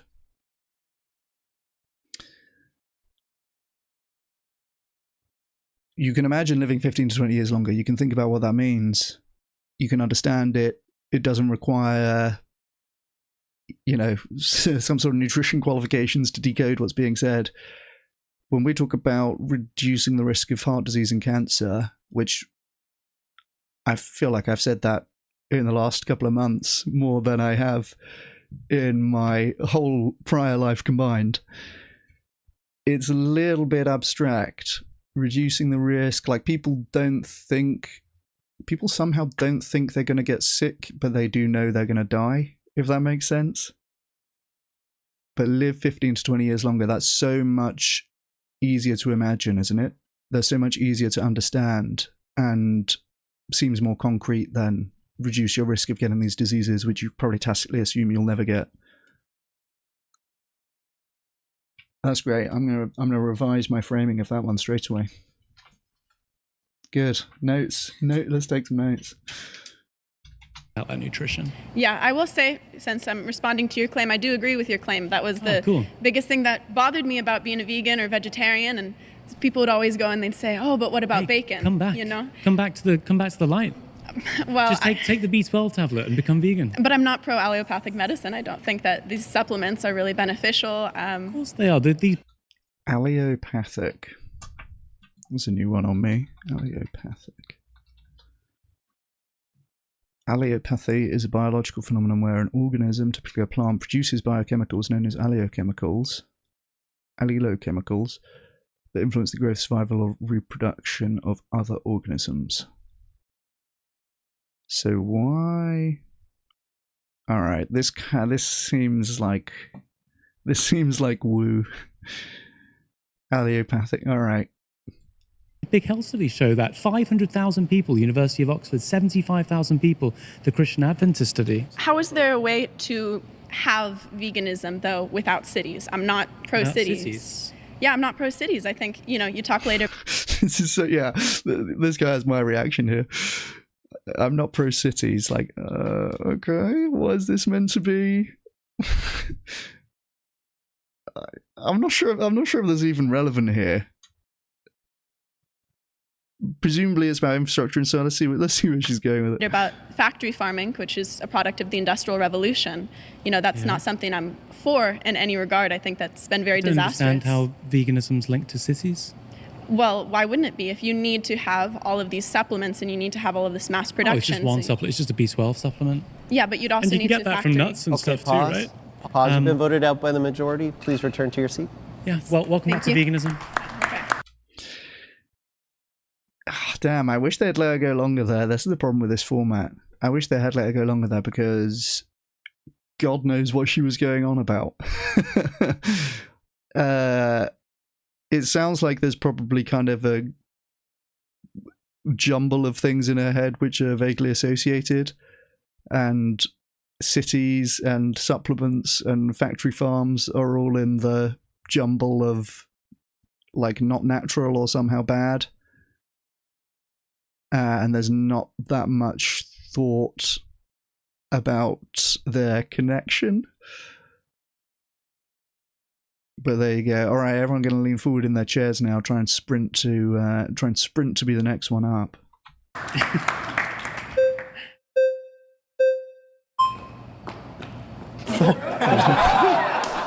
She was uncontested. It's meant to be. All right, hi, nice to meet We're you. seeing you die. You're all right. How's it going? What's your name, sorry? My name is Nicole Ashley. Nice to meet you, Nicole Ashley. Yes. Jack, how you doing? I'm great. I think killing plants is murder, though. Oh, dude, don't do this. Come on, you're joking. You're trolling. Ripping it from the ground. You're ripping it from its mother. It's murder. And I enjoy the trivia. This guy in the background clapping, like, come on. This was like the clown of the session, as I recall, right?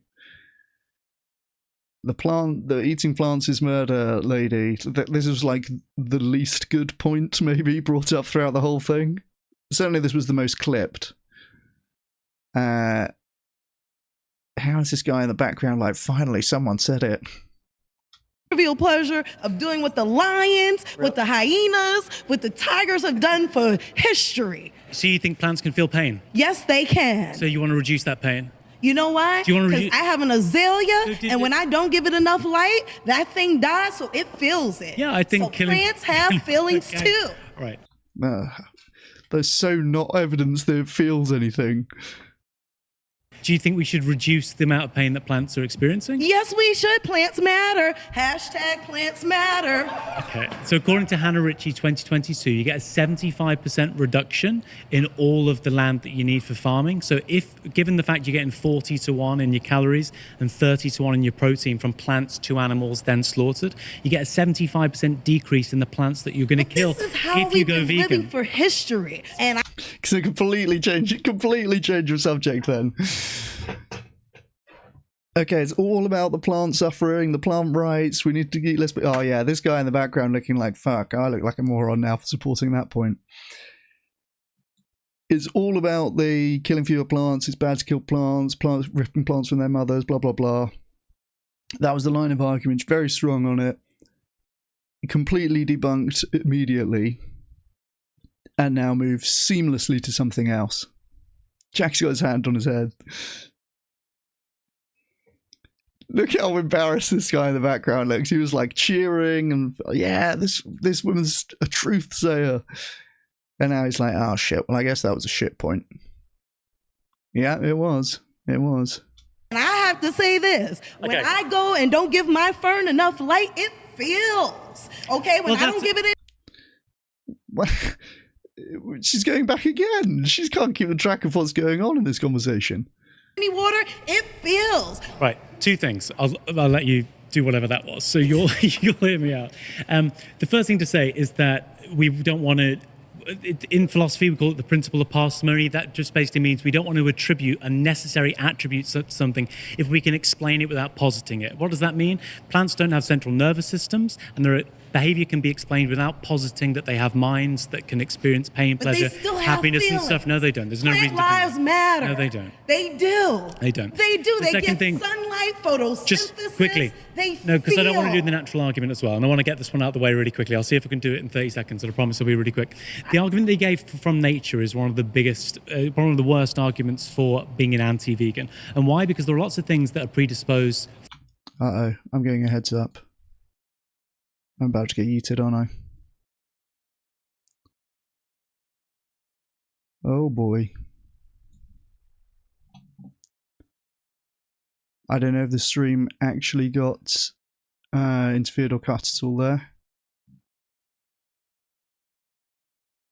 Has it cut?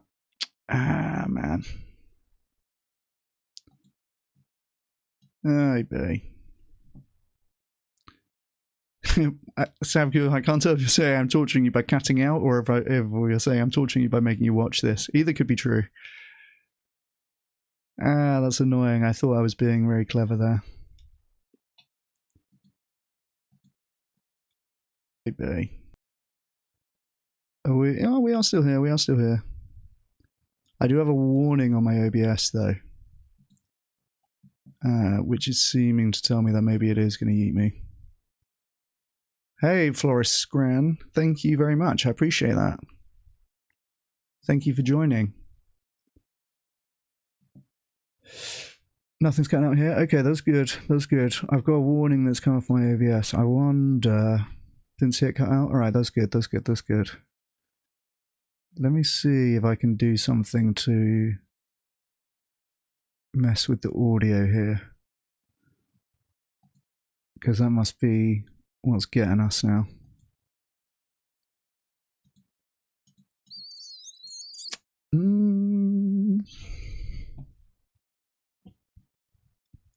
Let me just Google this real quick, because it hasn't cut out yet, but it is going to if I keep on playing it. How to...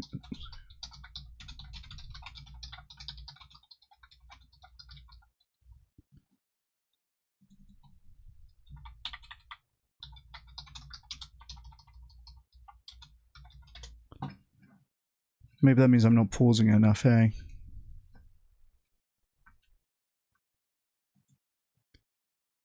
Altering pitch, speed, EQ, yeah, we don't... maybe if I watch it on 1 point something... Oh, yes, look at that. We can just speed it up a little bit. Let's try it on 1.05 and see if that avoids us getting hit. I've got the thing flipped. I'm covering up a little corner of it here.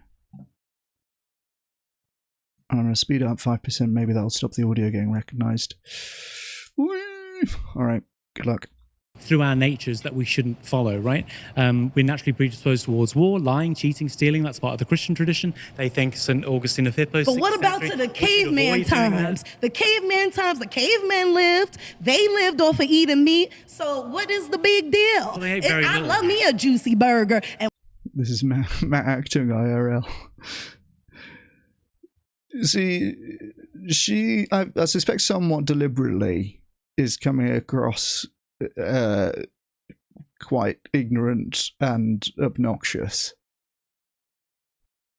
She's partly doing this sort of self-consciously, deliberately doing it for comedic effect and so on. But this is the level of intellect in the meat-defending elites. Right, you won't actually find better arguments than this if you go and listen to Freddie Leroy or Ty Beale or any of these other guys. What about the cavemen, though? I mean, Freddie Leroy says it in fancier words. He says ancestral diets. But it's the same level of intellect being applied here, right?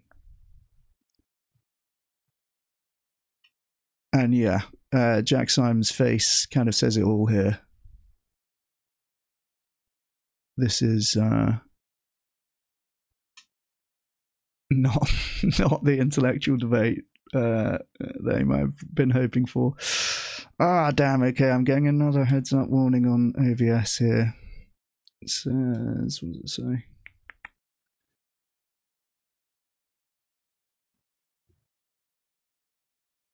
Please ensure the content owner has added your channel to their allow list. I mean, they're not going to do that, are they?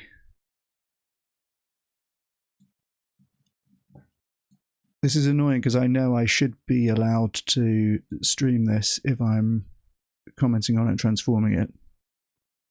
But that can't really be adjudicated live. So they might just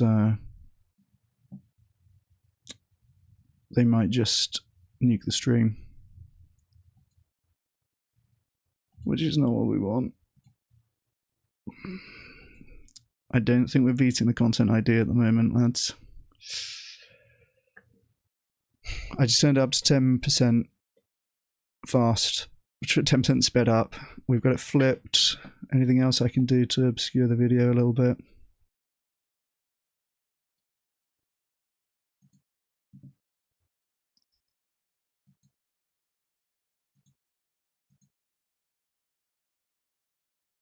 Maybe chop the top off.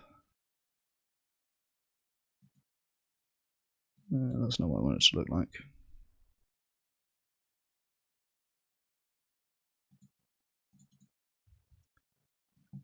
Oy, oy, oy.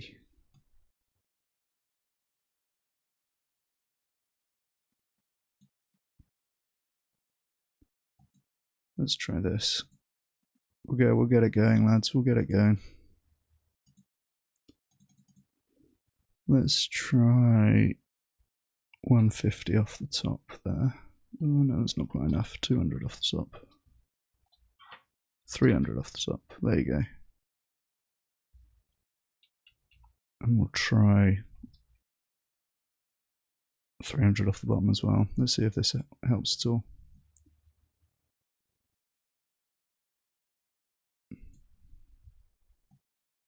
Kind of a shame that it has to be like this, but there you go.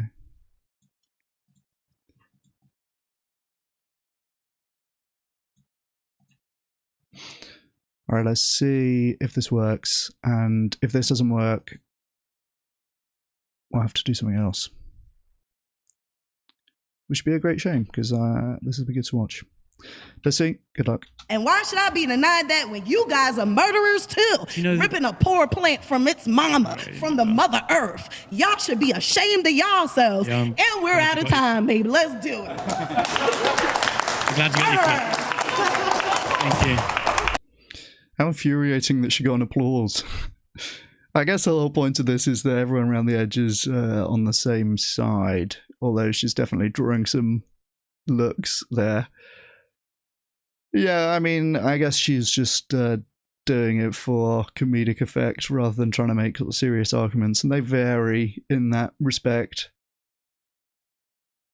Some people, they're trying to argue, but this guy's giving a standing ovation, the guy that was behind her. My goodness.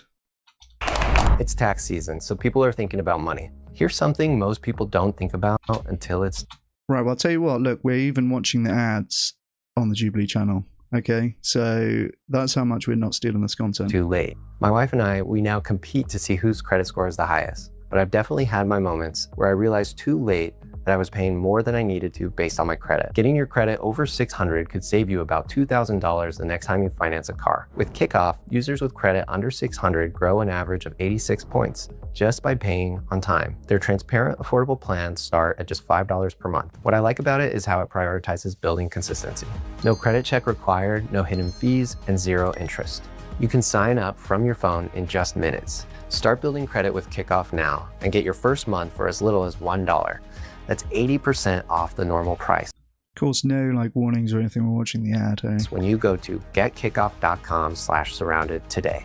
That's kickoff without the C. getkickoff.com/surrounded. Thank you to Kickoff for sponsoring this episode. Let's get back to Surrounded. My next surrounded claim is that everyone should aim to be vegan. All right, if you would like to be the first debater for this claim, get to the chair. All right, this is definitely like a bit of a higher burden than the first one. The first one was, in like trivial pleasure can't justify extreme suffering or something like that. Extreme suffering for trivial pleasure is morally indefensible. So that seems almost definitionally true, and subsequently I don't think there was any good arguments put against it. But this one is a little bit of a higher burden. Everyone should aim to be vegan. This is where they're going to get, I would think, the specific health issues that people are bringing up. We did have a bit of that in the first one already. That person really should have waited for the second statement, but there you go. I'd like to be the first debater for this claim. Get to the chair in 3, 2, 1.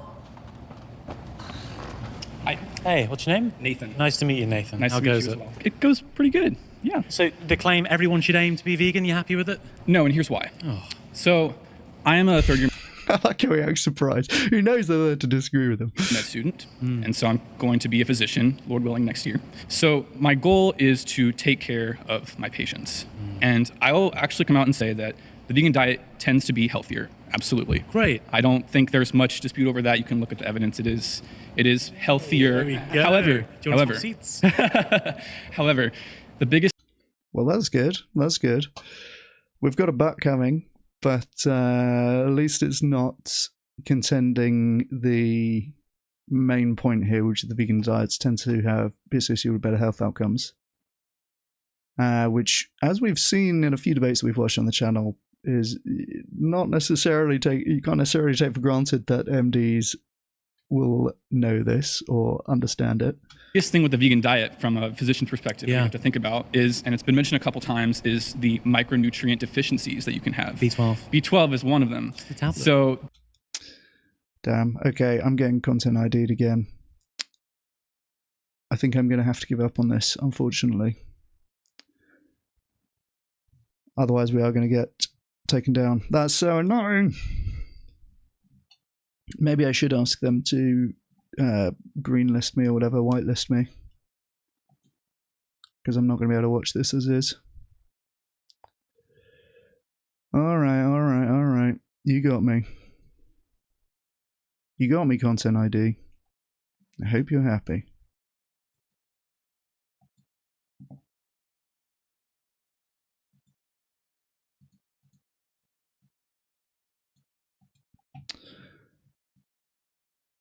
Well, maybe we'll carry on with... this one isn't really so much about veganism, though, is it? I think they did their little bit on veganism here.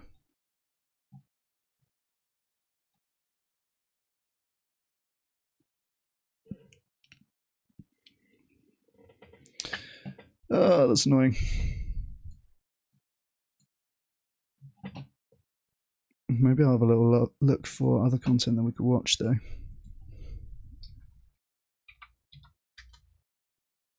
Something that's not going to strike me.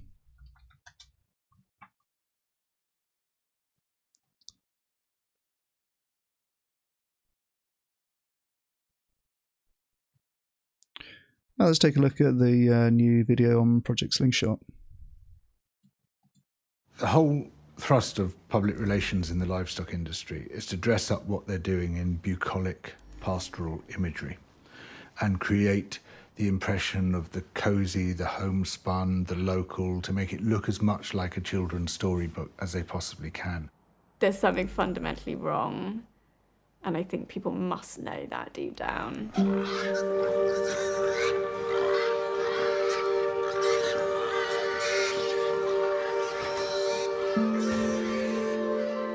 I think that farming at the moment is in some ways scrabbling around, looking for ethical solutions, and the way that they're presenting some of those aren't entirely honest.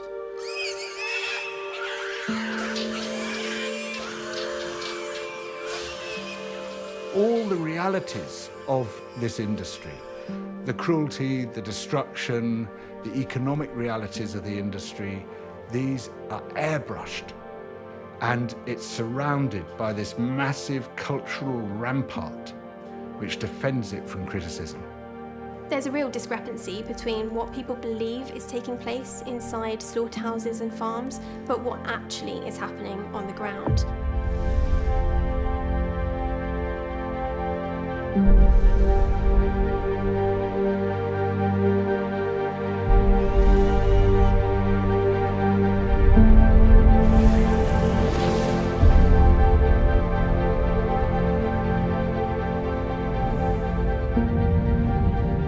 Animals are definitely sentient, and animals definitely have consciousness.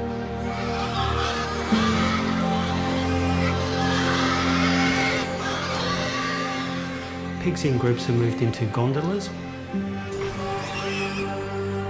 and lowered into a pit in the ground, which contains... This is going to be tough to watch. ...contains high concentration carbon dioxide gas. Once it exceeds about 30%, pigs start to exhibit signs of distress as the carbon dioxide concentrations build up in the bloodstream and oxygen is depleted. There's a sensation of breathlessness and air hunger. This results in hyperventilation, gasping, respiratory distress.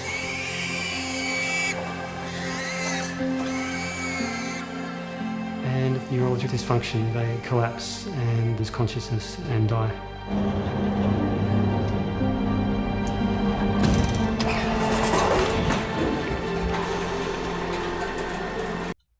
It's so fucking despicable, isn't it? Now you go into CO2, that's not instantaneous. So how's the animal feeling during induction?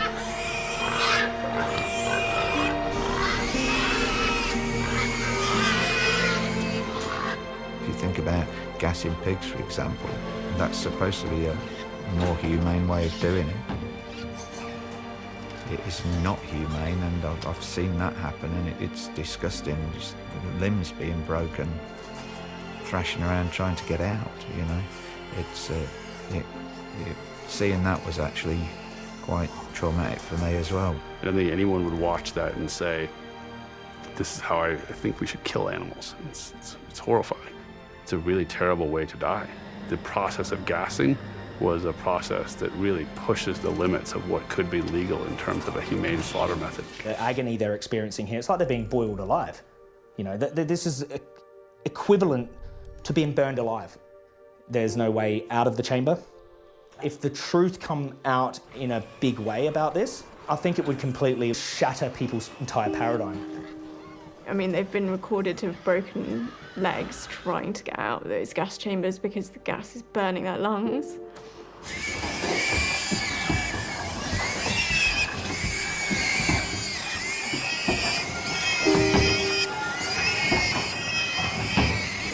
Every animal has an inbuilt instinct to survive. And they make it very clear that they don't want to die at slaughterhouses by trying desperately to escape.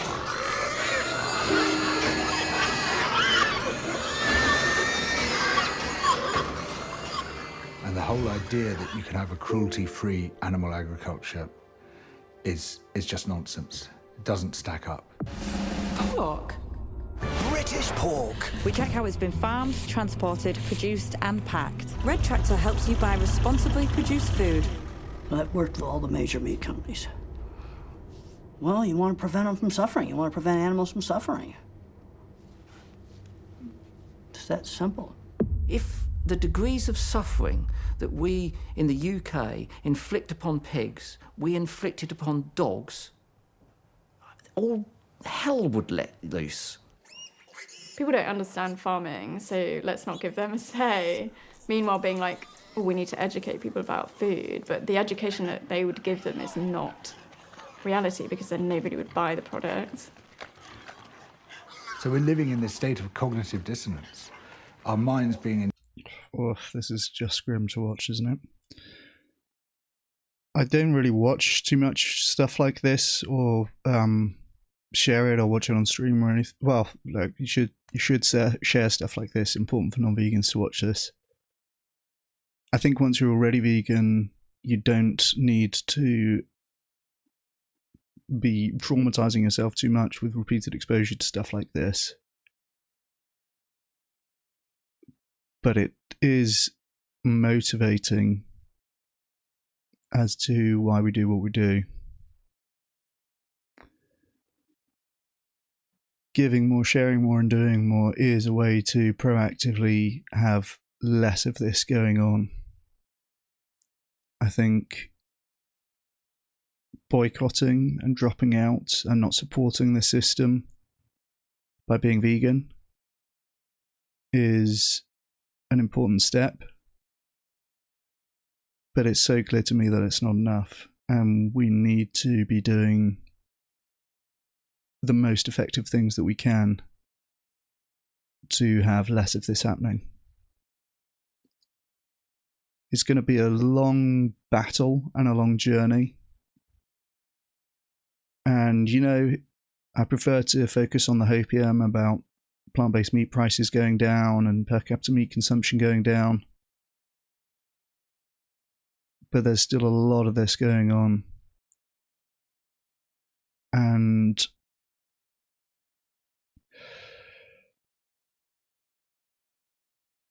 I really feel in advocating for animals, it is such a unquestionably good use of my life and time on this earth.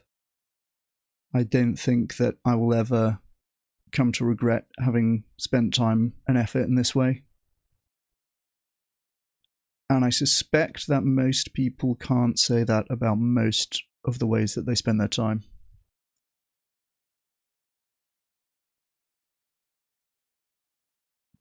Having less of this happening seems just so obviously more important than supporting a football team or going to the cinema or going out for dinner or any other way that I could spend my time and effort and resources. This is a pretty high bar for things worth focusing on. It's pretty challenging for other things to come close, in my opinion. That's based as hell, Stan. Well done. Can't watch footage anymore, but set up a monthly donation to Slingshot campaign is brilliant. You're awesome. You're awesome. I did the same last time on stream, set up a monthly donation for Slingshot. I hope that they keep on hammering it. Because stuff like this is just so easy to not think about for most people most of the time. So I think having that campaign that really puts it in front of people in a way that's difficult to avoid is really important. In two completely different places at the same time. And the only way we can sustain that state is by believing the public relations, is by buying the story that the livestock industry sells to us. The industry is lying. Nobody should buy industry claims like those. Overcoming the industry pressure to maintain something, and the veterinarians who are paid by them to say that this is a humane method of killing is going to be hard. But I think the more people who are exposed to and see this type of thing, I don't have any doubt that they will be pushing against that kind of legal norm that makes it acceptable right now. Chicken, you have to induce it really slowly, where you go down through 5 or 6 stations of gradually raising CO2, and the chicken systems have windows in it. I feel the opposite as well about these people who are mentioned here, like the industry vets who are paid to say that this is a humane way of killing animals. I can't think of a more regrettable way to spend my time and effort and life than if I was doing that. Or if I was someone like Freddie Leroy, who's just knowingly obfuscating the need to reduce meat consumption. Surely these people get to the end of their lives and think, fuck, I've not played that right.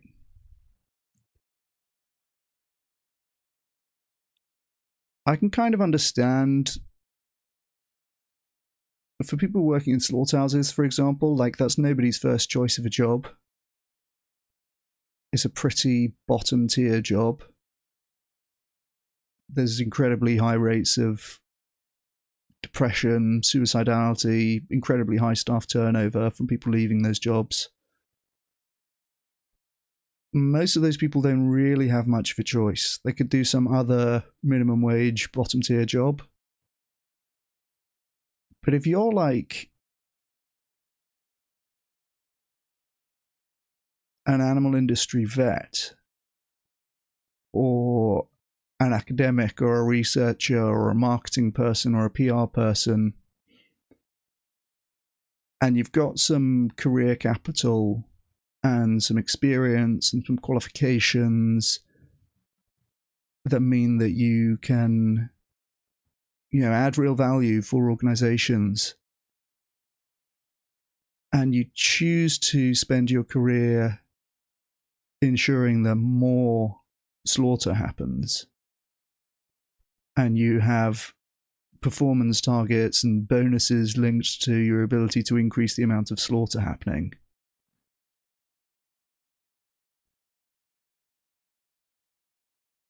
get another job, right?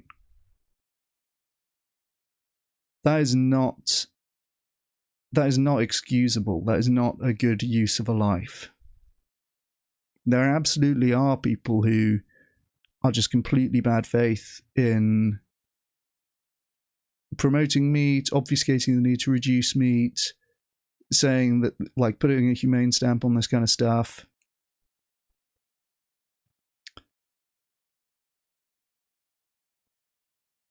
Those people should know better.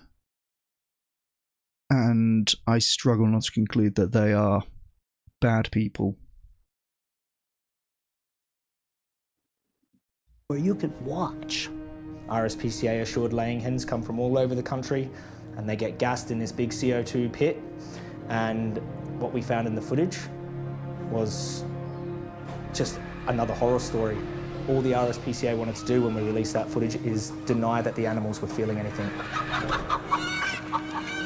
They just denied it. They just said, oh, the animals, they're chickens, so chickens kind of react differently, and, they don't, they're actually not conscious when they're making all these sounds and reactions, so, don't worry, we know it looks horrific, but they're not actually feeling anything. And that's just contrary to everything the science shows on CO2, and anyone who reviews that footage can see the hens are completely conscious while they're experiencing that suffering.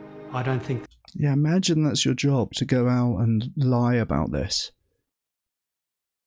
Like, some activist has gone to a lot of effort to obtain this footage of the hens being gassed to death here and suffering. imagine if it's then your job to go out and lie about that and reassure the public so that that keeps on happening. That's fucking evil, isn't it? People can make their own decisions about what they find to be morally acceptable, ultimately. But if they're being lied to such an extent, that's fucking evil, isn't it? That any scientist that's looked at this evidence would buy that. There have been scientific studies of this issue for well over a decade, and they've consistently found that this is an extremely inhumane method. The word humane to me means doing something for somebody's benefit. Slaughter is something that is for our benefit, and therefore can't be humane. There's no way of slaughtering an animal which could really meet the definition of being humane. It's the axe versus the guillotine. One is more efficient than the other. A lot of people will say that they're voiceless, but actually that's not the case. They scream and they plead and they cry, but they're completely silenced by the animal agriculture industry. You can go and buy the best of the best organic free-range bacon, and I can go onto that farm and the pigs will be cannibalizing each other. They'll be suffering in the little piglets will be skinny and on their last breath. They'll be riddled with disease. And this hides the appalling, grotesque reality of what's really going on. Filth and squalor, it's just disgusting. And the difference between the image and the reality is poles apart. Well, nothing can be perfect. There's always certain factions in the industry that don't want to be transparent. You get the lawyer faction that says, okay, we got to board up the fortress and keep everybody out. It's completely hidden from consumers. Don't buy the propaganda that they're trying to sell you.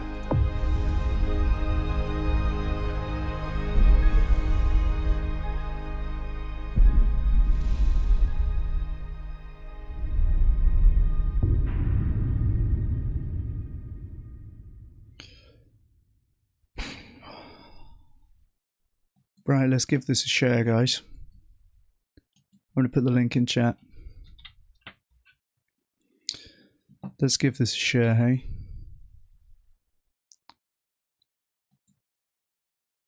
I'm going to send this. I'll share it on LinkedIn for one thing. But I think I'll put it in some group chats as well. This is so compelling. People seeing this, some percentage of them will be inspired to make a change. And increasingly, when people see this sort of thing and they are inspired to make a change, they will go and find that plant-based alternatives are better, are cheaper, are healthier.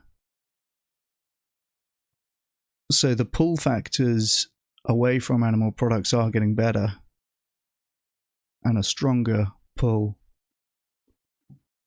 And this is a pretty strong push factor in my view. Some of the footage in there is just horrendous, isn't it? Right, let's give this a share.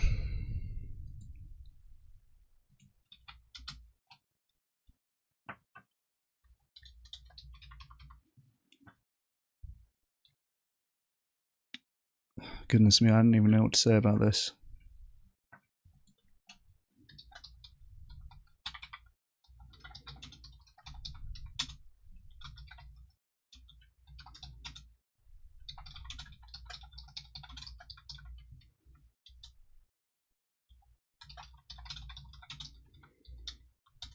Don't look away.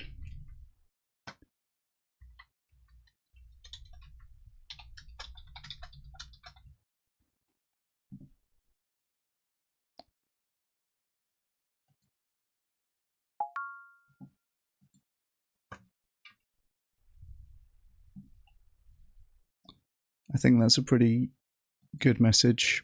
Don't look the other way. I think that's the easy thing to do, isn't it? pretend that you haven't seen it, pretend you don't really know what's going on. Even when people are going out of their way to put it in front of you.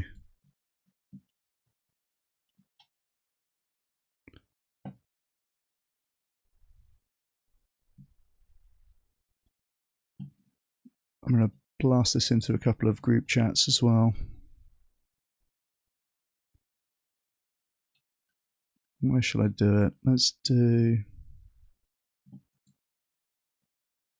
Gentlemen of Horsham. It's my lads from home. 14 members.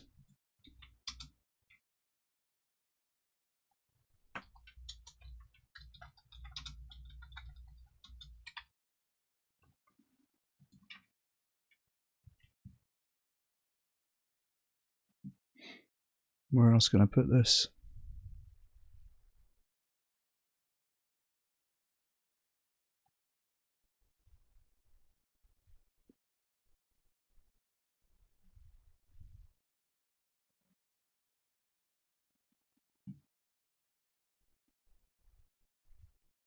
Try and just scroll through and find some of my groups that aren't like already full of vegans.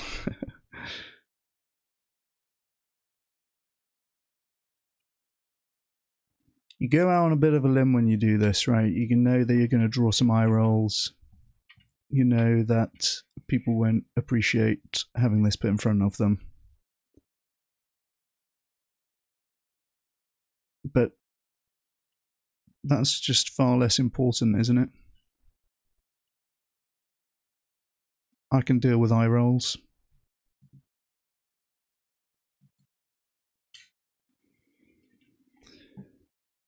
Got a uni group chat here as well. I think that might be the other one to do. Let's do that.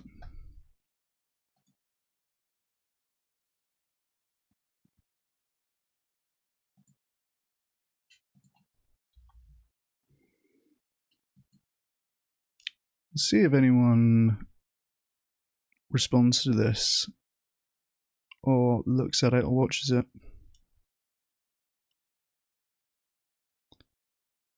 So it's gone into group chats with about 20 people between them. I put it on LinkedIn. Let's do it on Facebook as well, shall we? Oh, that was a really powerful little 9-minute video.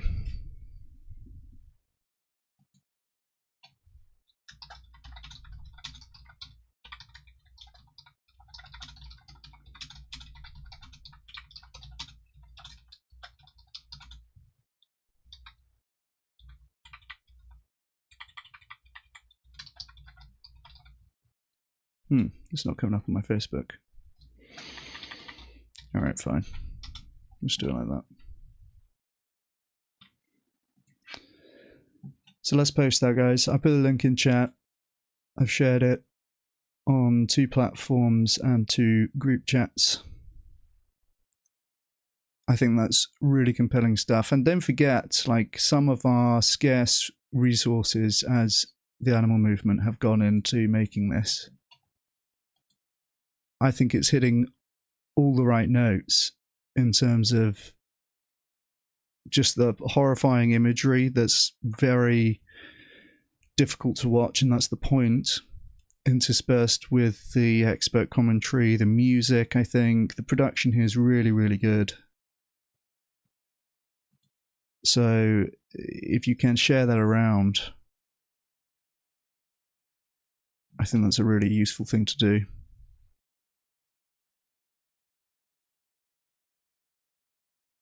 Joey's Uncensored one is unwatchable for most people. Oof, yeah, that's maybe for another time when we've got stronger stomachs, eh? Again, I think it's super useful. Thank you, Poe, for sharing. I appreciate you. I think it's super useful for non-vegans to be exposed to this stuff. I don't think, if you're already vegan, and particularly if you're already vegan 2.0 and you're doing stuff proactively to try and reduce the suffering beyond just boycotting, I don't think that there's such an obligation or even that much utility in just kind of re-traumatizing ourselves by watching this kind of thing. but it can be motivating. I mean, I feel, renewed in my motivation to do something about it from having seen that. Let's see what else they have on Project Slingshot.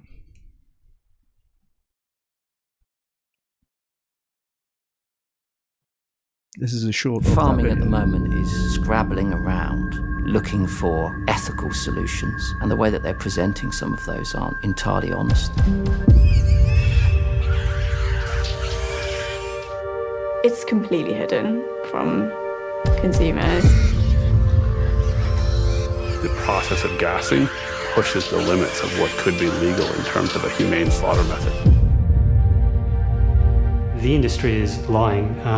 Nobody should buy industry claims like those. If the truth come out in a big way about this, I think it would completely shatter people's entire paradigm. Don't buy the propaganda that they're trying to sell you.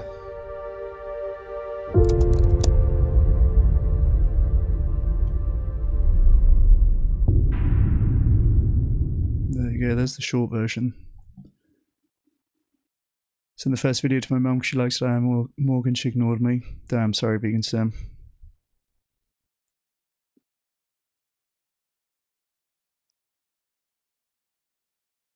My sister signed the petition. It's basically plant-based now after 10 years of trying to convince her to change. Hell yeah, nice work. Okay, that's good, that's good. Well, maybe you can double team your mum now, hey. It does get... Like, it is a social phenomenon, right? If there's only one person around you and, like, a low percentage of people in your household or whatever, it's way easier to ignore. And then the more other people are on board, it gets more difficult, right? Do be supplementing. I mean, it's such a big thing to keep people in the movement. I'm sure that people here already know about this, but make sure that you are supplementing. Personally, I take a ton of supplements. People say, oh, you only really need to supplement B12. Yeah, that's true. That's the only thing that you absolutely can't get. I'm like very pro supplement in general. I would take supplements, whatever my diet. I think that they're just, it obviously makes sense to do so, and the reasons why people would resist doing so, like, I can understand why people have a vibe that supplements might be bad, but they're so obviously wrong that I think it's makes the case.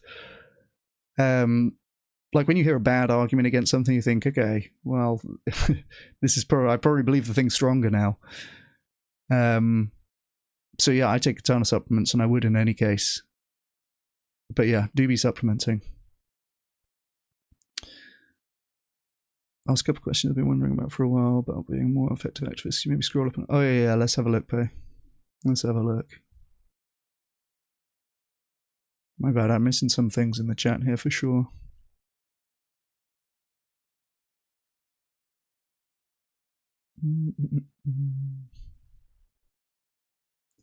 Think about using 5 minutes, 5 vegans, try to convince them to donate as well, but I'm not sure how to phrase my wording. Oh yeah, that's a nice thought, Bo. So 5 minutes, 5 vegans is the thing that I have linked in the description here. And it will find people on Twitter who have made some noises about thinking about going vegan and enable you to connect with them and encourage them to do so. Yeah, I think giving them an option for donating is probably a good thing as well. The FarmKind websites seem to be gone now.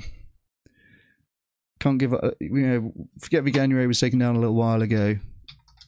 But can'tgiveupmeat.com is also gone now by the looks of it. I feel that would have been a decent landing page to have somebody encounter the idea of donating as an effective thing to do. You might like to share my Vegan 2.0 in 5 minutes video. This is kind of geared towards people who are already vegan, to be fair. Maybe I should make one that is not.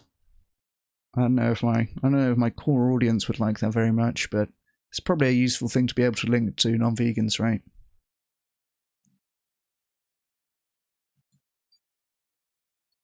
But yeah, 5 minutes, 5 vegans, a good little tool.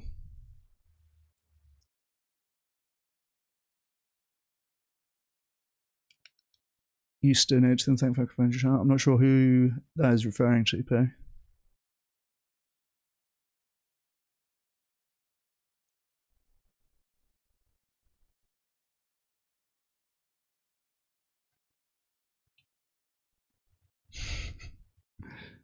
Yeah, George got yeeted. That was in the making. Good. The soy daddy comes in with the ban.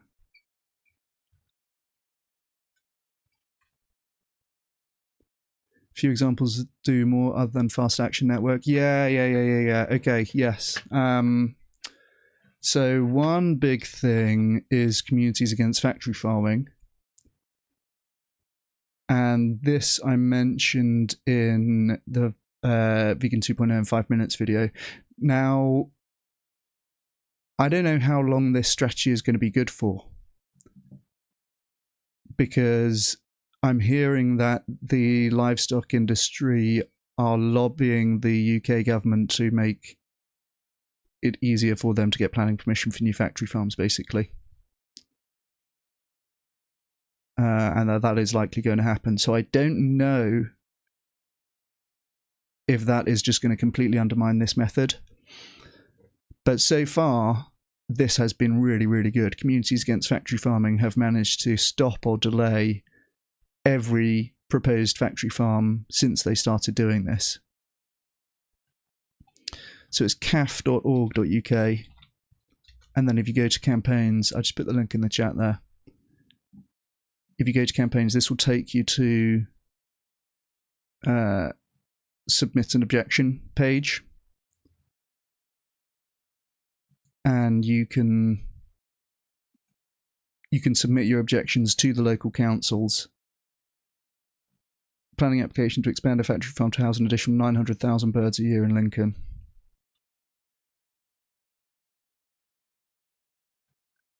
And you can submit your objections here. And these do work. Again, this is kind of subject to changes now. They are being forced to lobby to change the rules on this because too many people are objecting and they're unable to build new factory farms, which is kind of amusing in a grim way, I guess. But Communities Against Factory Farms is one way that you can definitely do this. Another is the Raven network of ICOR, which is not going to come up. International Council on Animal Welfare, Raven. So this is similar to the Fast Action Network. I'll put that link in chat as well. You get actions emailed to you rather than having like a platform like Fast Action Network is. But it's pretty similar, and they even sometimes have the same organizations that they target. So they were also doing Ahold Delhaize, and this is pretty cool actually because like AI types an email for you to send and you see it typing it out. Let me see if I've got some of these, an example I can show. Let me get these Raven emails. Here we go.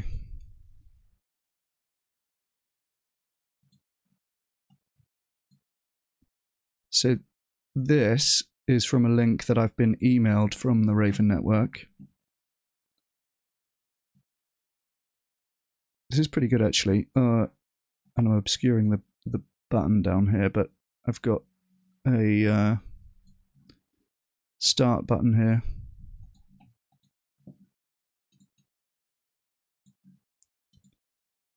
Oh, whoops. Is that? All right, good. My credit card details came up there, but it doesn't on this. It doesn't come up on OBS, which is good.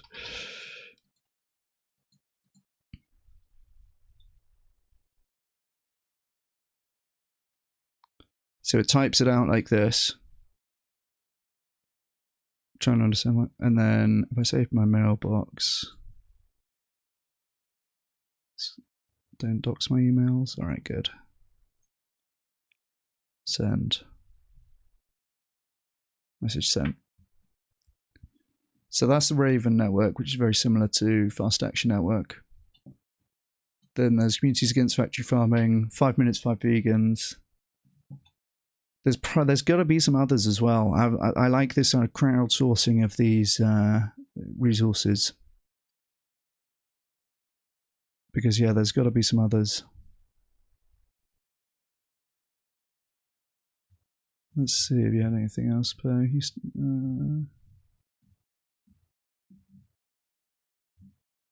We'll be sharing, good lad.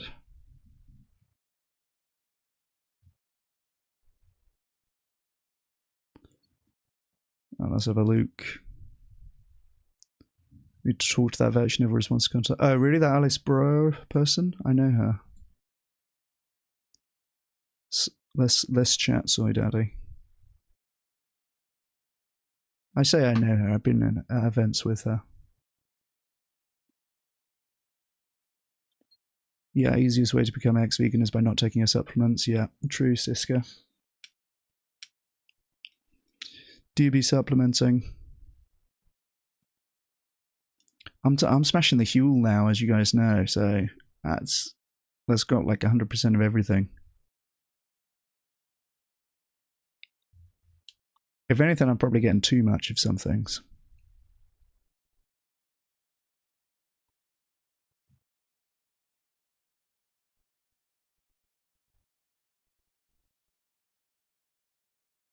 Cut down omega-3 after watching one of the PBN latest vids. Interesting, okay.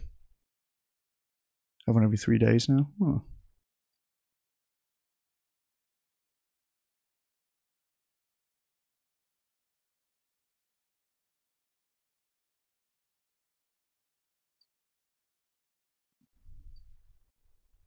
I appreciate you, Pay. Oh, RSPCA. Okay.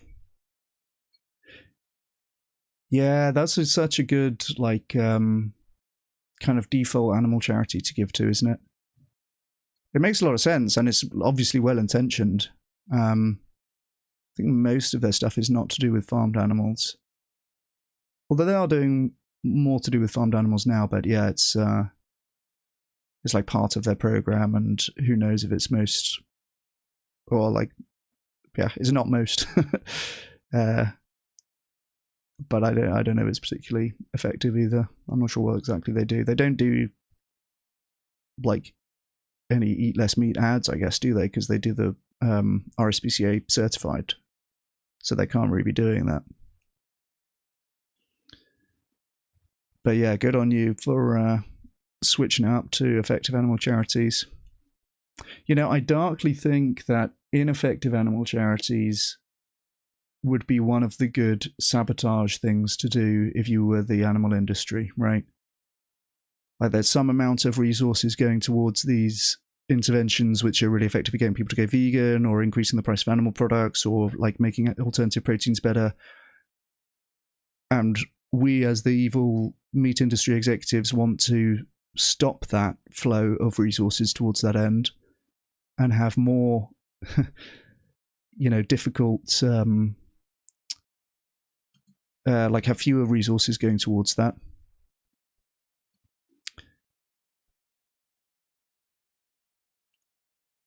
And a good way to do that, in my view, would be to have some well-marketed but ineffective animal charities kind of soaking up that resource. That'd be dark arts, wouldn't it? That'd be bad.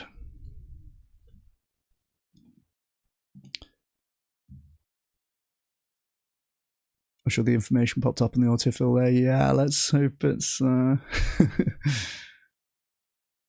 don't think my card details popped up at least. That's good. It do be risky though, filling in those forms on stream, I tell you.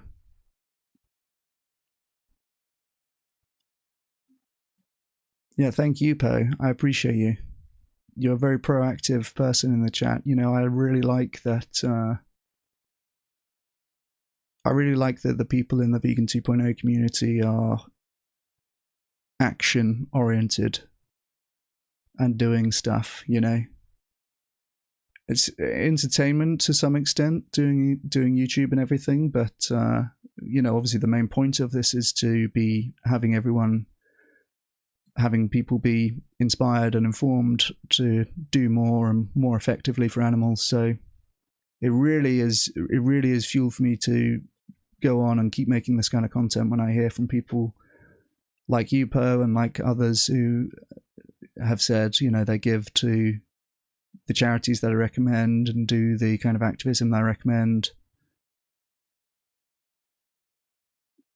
It's really, you know, inspiring for me to keep on going, because this is also one of the ways that I'm spending my limited time that I can give to the animal cause, right? I'm sure there's some work that I'm neglecting right now. So it's really good for me to know that, you know, people are heeding my advice and acting on it and doing more for animals. It's really good.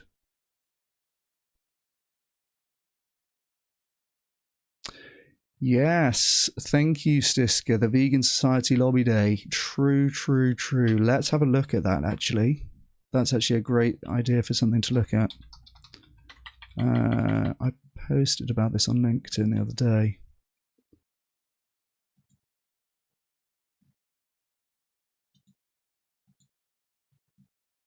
I think I will go to this. It's in June. It's on I think the 3rd of June. Here it is.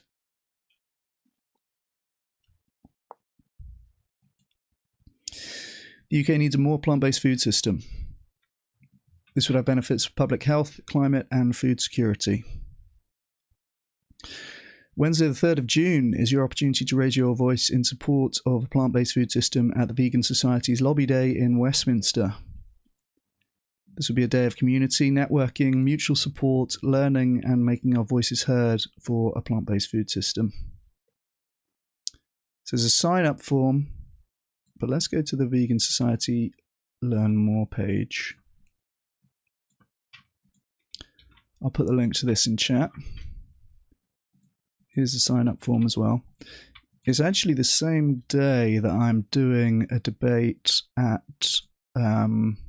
Food Matters Live. But that, I think, well, that is going to be done by midday and will be in London. So I'll be in London already. So I will almost certainly then hop over to Westminster to take part in the Lobby Day on the same day. Two birds with one stone. That's how the speciesist saying goes, isn't it? On 3rd of June, we'll be hosting a Lobby Day in Westminster where supporters can meet their MPs and call for a food strategy that genuinely supports plant-based food and diets. You know, we did one of these not too long ago. Mass Lobby Day.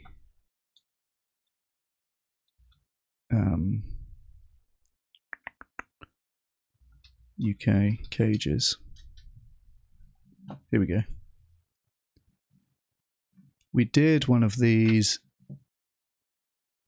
about 6 months ago in Parliament, and it's a really, honestly, it's a very wholesome day. You're there, they've got a venue booked out as they did for the last one. Or the last one was organised by UK Voters for Animals. This is organised by the Vegan Society. But they have a venue booked out like right next to Parliament. And I want to say there was like 60, 70 people there. All vegans. They had talks in the morning.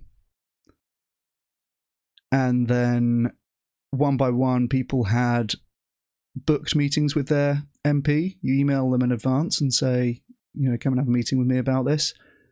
And so people would go over and they had people from UK Voters sort of holding your hand and telling you where to go and what to say. And then they also did, which this is a picture of, green carding, which is where you turn up and you don't have an appointment to speak to your MP, but you can like send a request for them to come and see you. And if they're there and they're available, they will often do it. So they, they'll get an alert.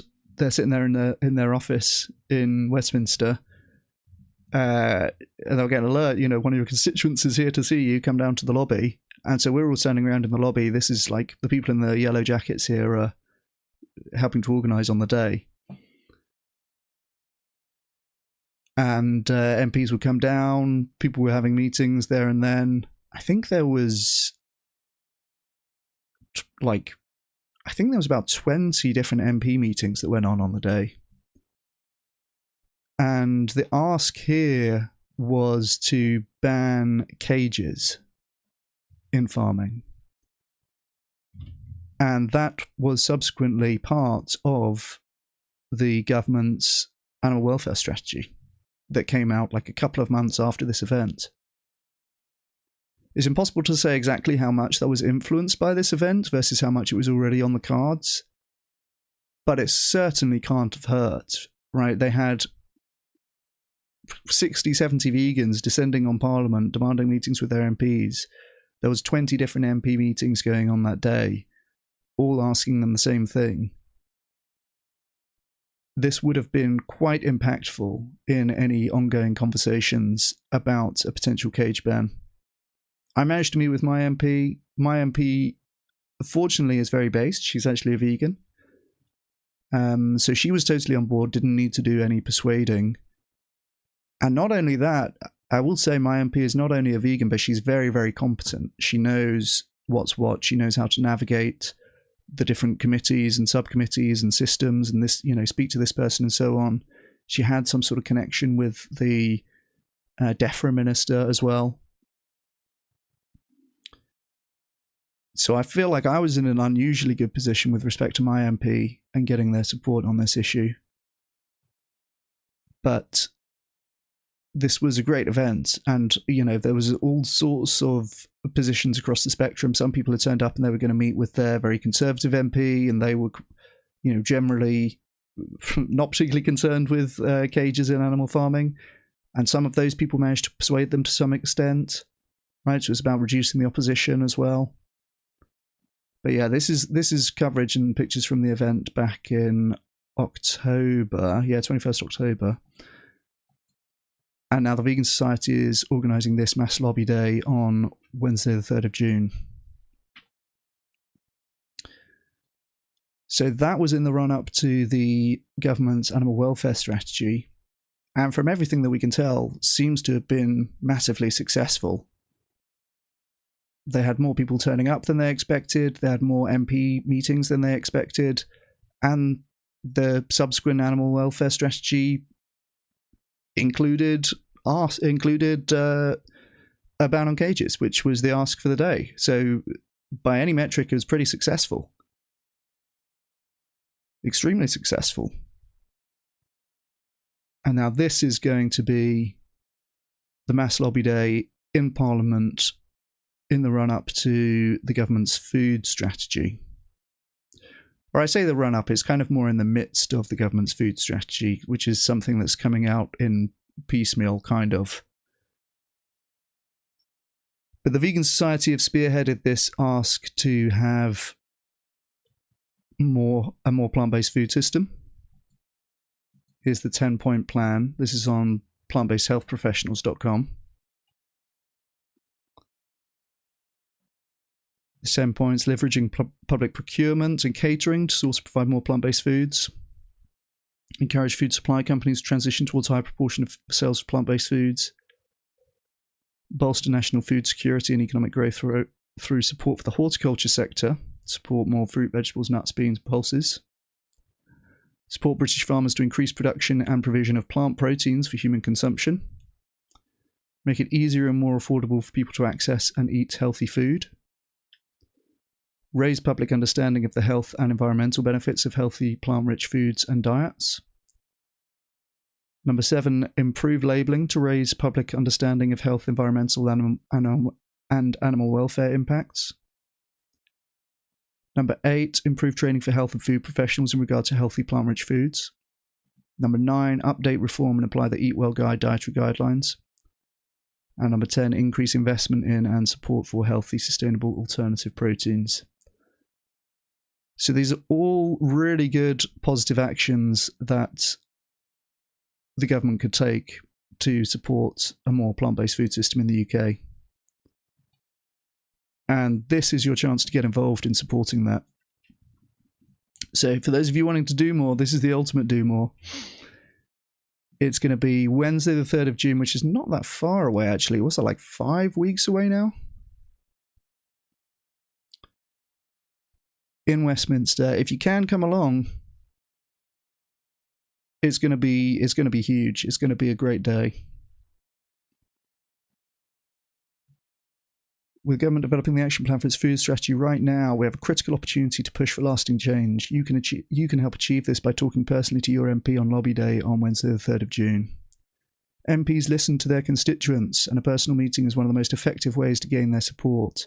We want to gather people on the 3rd of June to meet with their MPs in Parliament. We'll provide all the support, guidance and training that you need.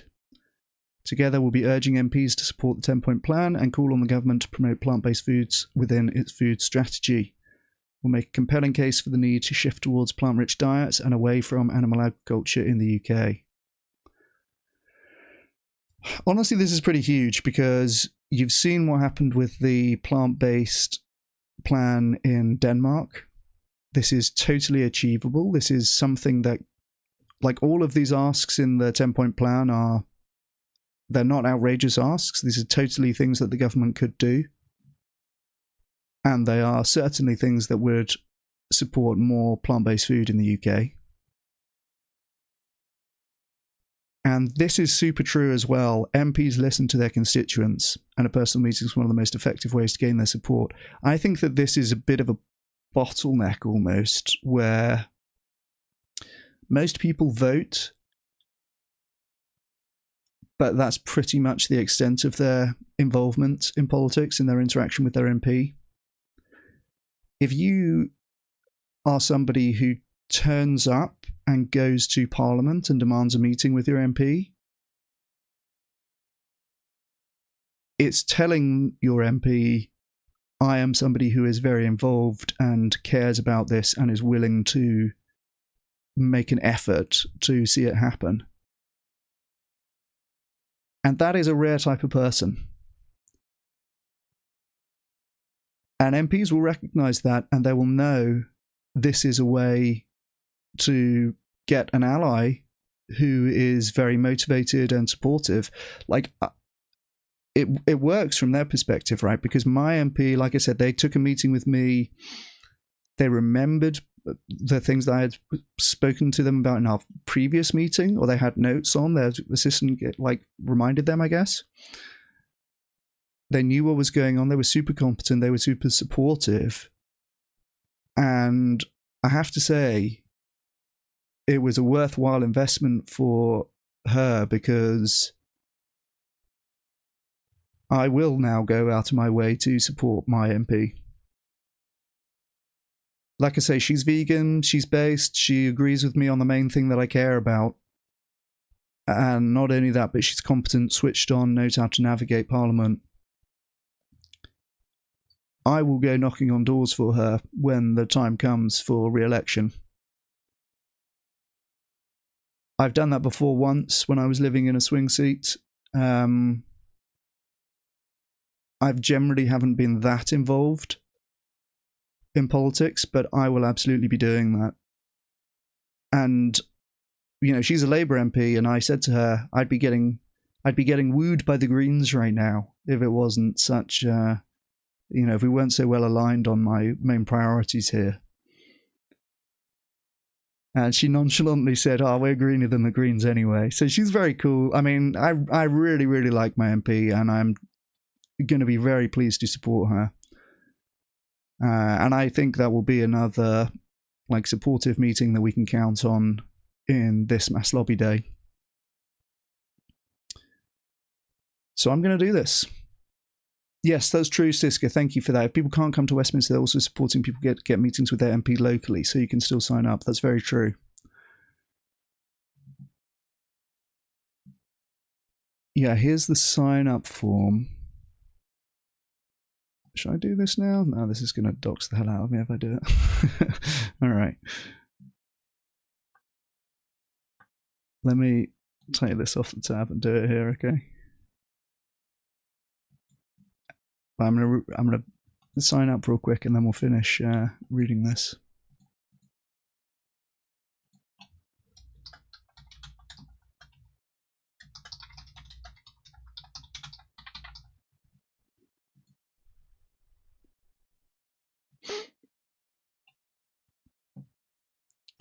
Nice.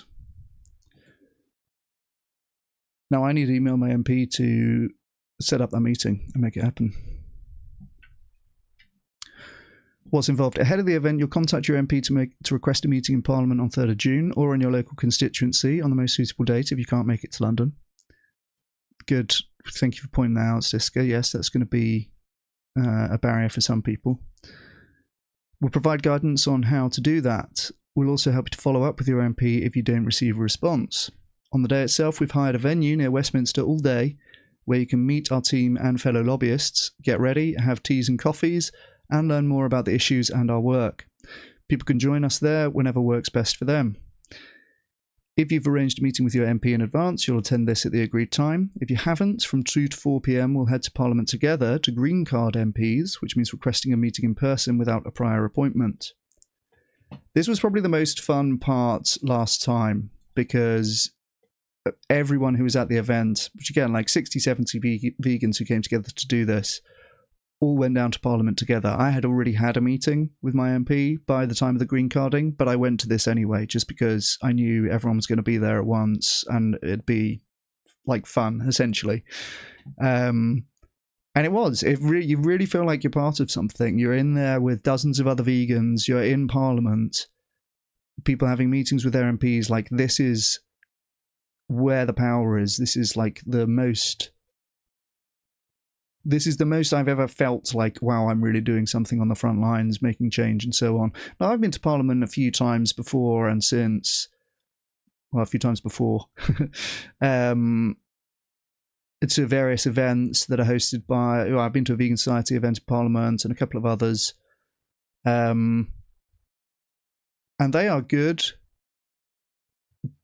But they are generally like... They're like... They're not as direct, right? The Mass Lobby Day is so direct. It's just, yeah, we're going to get a bunch of people. We're all going to try and talk to our representatives and we're all going to be saying the same things. So it really feels like, you know, you're really doing something here. I think I'll probably make a short about this to try and get people to sign up. We'll have staff at Parliament to provide help if needed. If anyone wants to, they can return to a hub for a final reflection session before heading home. The last step for you will be please short follow-up form thanking your MP if you've met with them. Don't need any previous experience to talk to MPs. We'll provide resources, training and support ahead of the time and day, on the day, so that you feel confident in making your voice heard. If you can make it to Westminster, you'll be joining Vegan Society policy team and like-minded supporters for an exciting and positive day. If coming to London isn't possible, you can still support this vital call by meeting your MP in your own constituency. If you'd like to take part, please register your interest by emailing policy@vegansociety.com and we'll get back to you with further information. Okay, well, there's that as well. So you can do that, but I've put the link to the Google form in the chat. So that's you can also fill that out if you're ready to sign up. But yes, thank you. Was it Stiska turned me on to talking about that? I shared about this on LinkedIn earlier on. Yeah, thank you, Stiska, for bringing that up. I appreciate that. Google Vegan Society Lobby Day. Yeah, that's, you can find it without the links.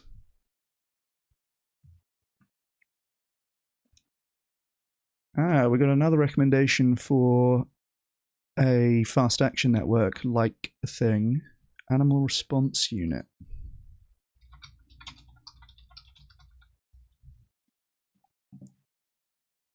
Is it this? 4 paws?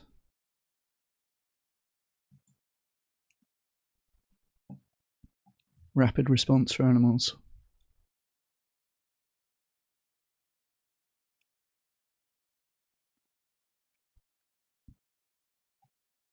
I think this might be something else. If you let me know, Ocular Lime, how to find this, I'll be happy to throw it up on stream.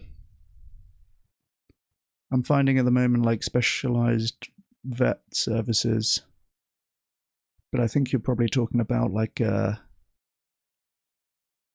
coordinated social media campaign type thing, right?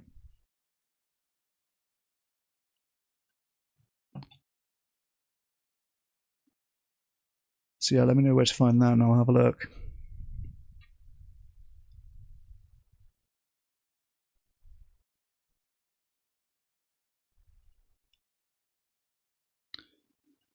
Well, this is good from the Vegan Society.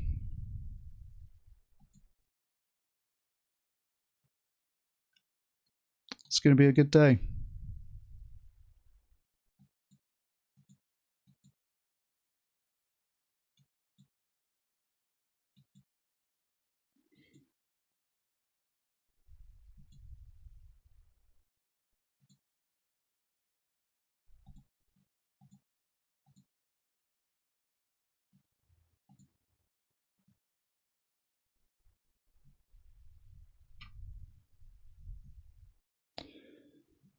Let me have a look in those group chats as well, see if we got any traction.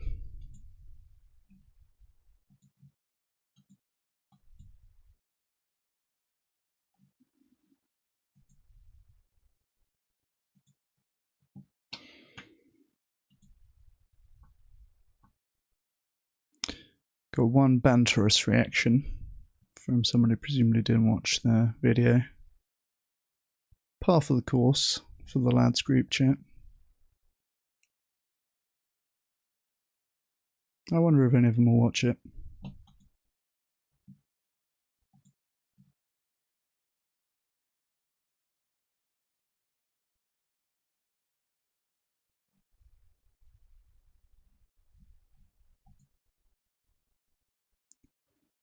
Oh, nice, Soy Daddy.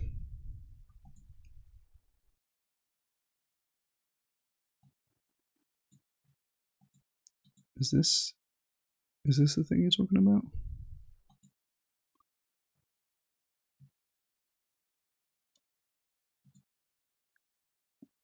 It kind of looks like this isn't working, at least for me. Error loading, it says.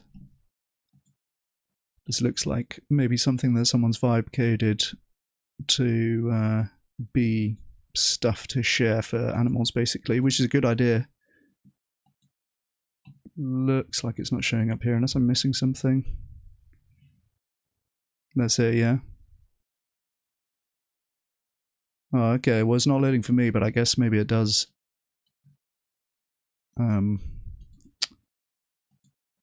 Maybe it works for other people then, by the sounds of it.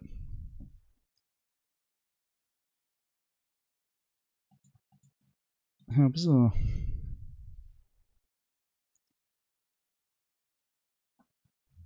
Okay, you can actually download the video. Open copy or download. It's currently down. When I checked again, it was working before. Okay, good to know. Good to know, Soy Daddy. Well, I have to check back on that one because that might be something to add to our resources bin. Which at the moment is just the description that I paste in my video descriptions.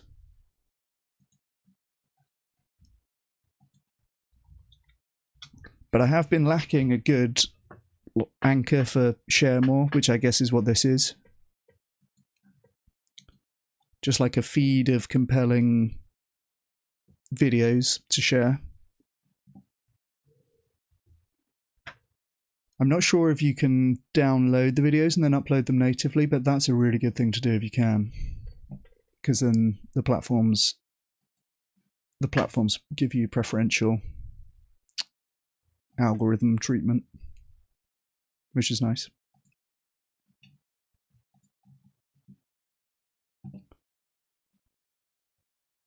Yeah, I'm actually going to upload a new, or not a new one even, but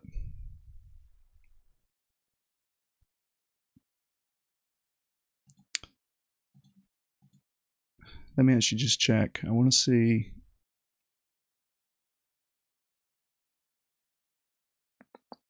So I put this on LinkedIn, or these two combined as it was. Ah, this is the one that I was thinking about posting.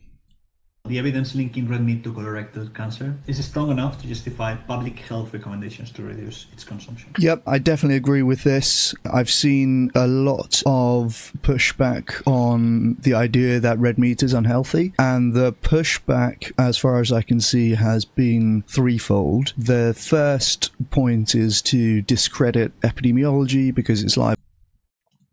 Let's see.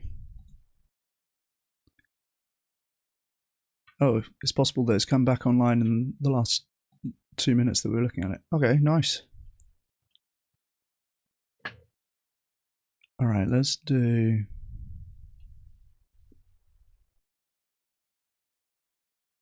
farming. Okay, so these are Instagram Reels.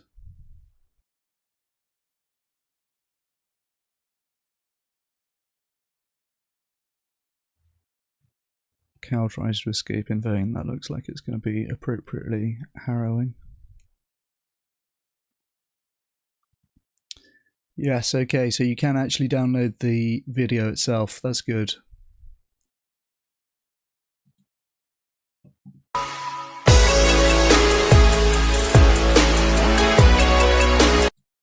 Okay, well, believe by that music that I could download the video there. This is excellent then. God, some of this is kind of deranged. I wonder what the filtering or the criteria is like on this.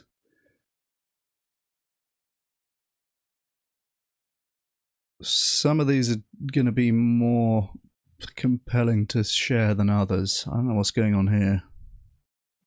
Dairy farmer in spandex wishing it was her being milked.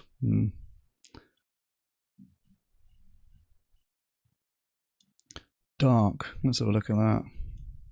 This is what I would tend to share.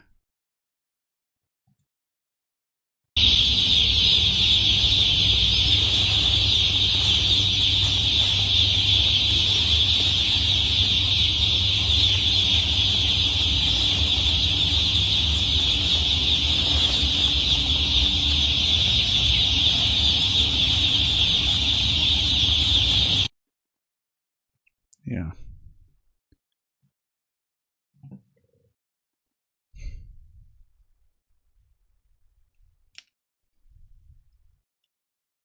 Oh, this is Vegan Gaze site, really? Oh, that's awesome. Yeah, I'm going to try and talk to Vegan Gaze on stream at some point. Try and get that set up. Chris Hines, is it that you're thinking of?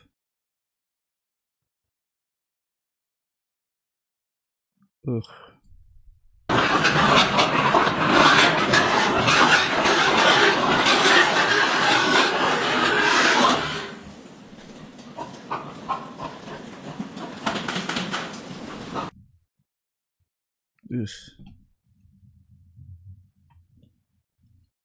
Nice, nice. These are okay. This is excellent. This is excellent. Being able to actually download the video so that you can put it in native form on the different platforms, I think, is really, really good. Because if I post a link to some Instagram thing and post it on LinkedIn, that won't get prioritized at all in the algo because it's sending people off site.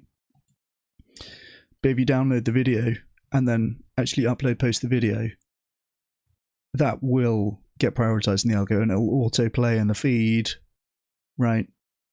If people have to click through to see the thing, it's basically invisible.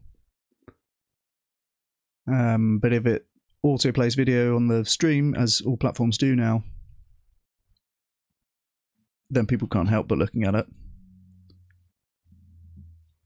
So yeah, this is excellent. Thank you for the shout, whoever recommended this. This is really, really, really, really, really good for Share More.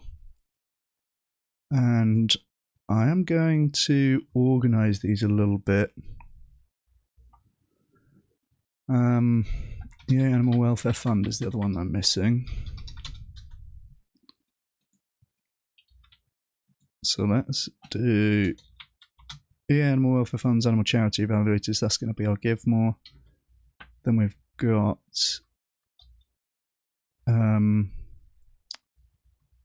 Fast Action Network and Communities Against Factory Farming for Do More. And all the other things I recommended there, we had the iCore, I guess, is the other one. iCore, it's like this, isn't it? Yeah, there we go.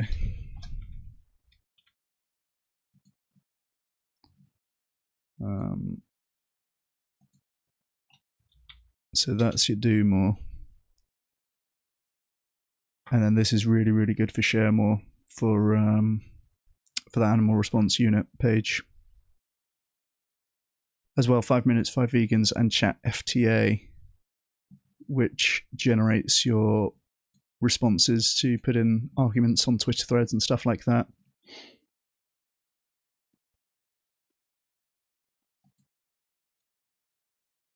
If you use the Edits app, you can make vids direct from your phone using those reels. Is that so? Okay. I'm a bit of a boomer when it comes to a lot of this stuff, honestly. I can navigate on the computer much better than I can navigate on my phone, let's say that.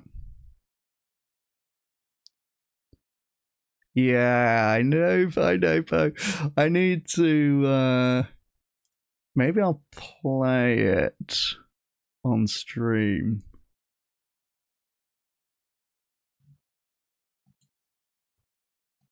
Do you know, it's only a 5-minute convo. I will do it at some point. I asked Vegan Gains a little while ago, do you care if I upload this? I don't think he would care. He didn't reply to my message, so that's kind of one of the things that's held me back from doing it. Because I was also just like recording in a Discord channel, so I feel like I ought to ask. It's quite amusing. It's only a little short one. 5-minute convo. But let me message him again, actually.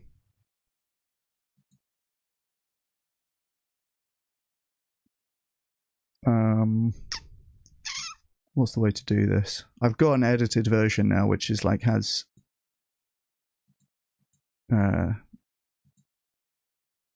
is the version that I'm going to want to share, basically. Let's have a look.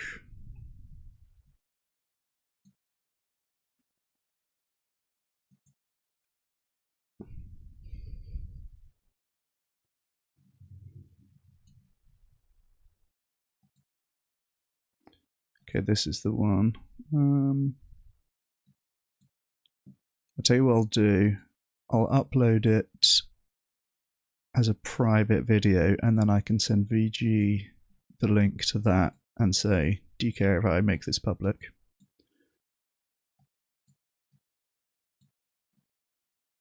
I think that's the thing to do.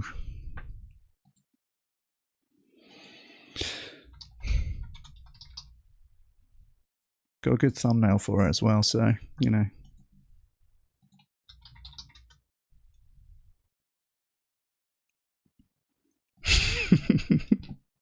This thumbnail makes me laugh. Let's have that.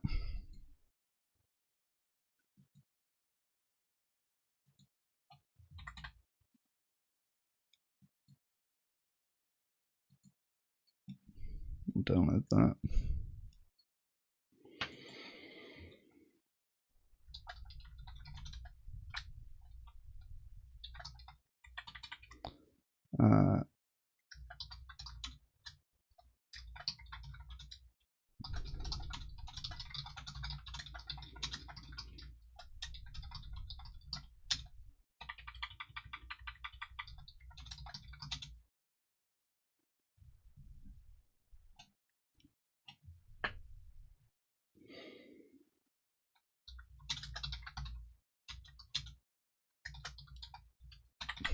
All right, that'll be funny.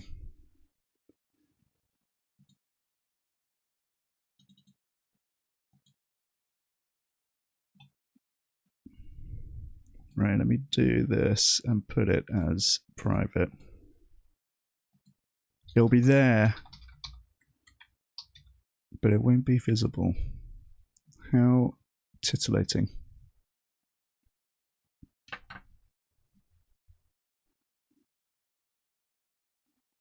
Yep. All right.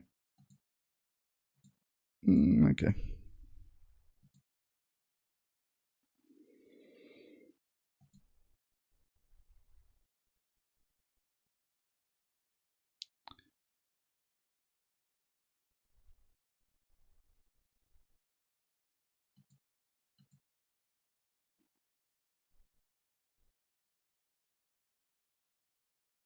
Yeah, that seems fair.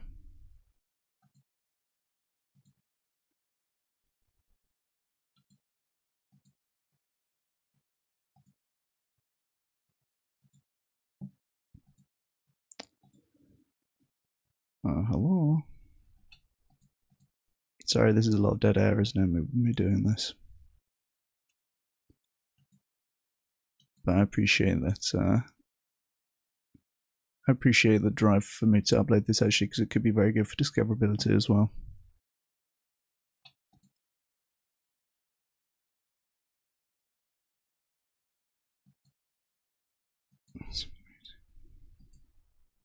Alright, that's not working, that's really annoying.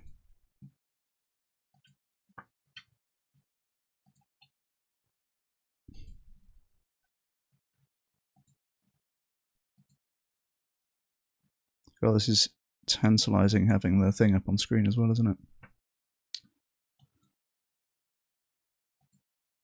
Alright, I'm not sure why exactly that's not working, but I'm going to have to come back to that. Save. Fine. Stop. Oh my goodness. What is going wrong with this? Goodness me.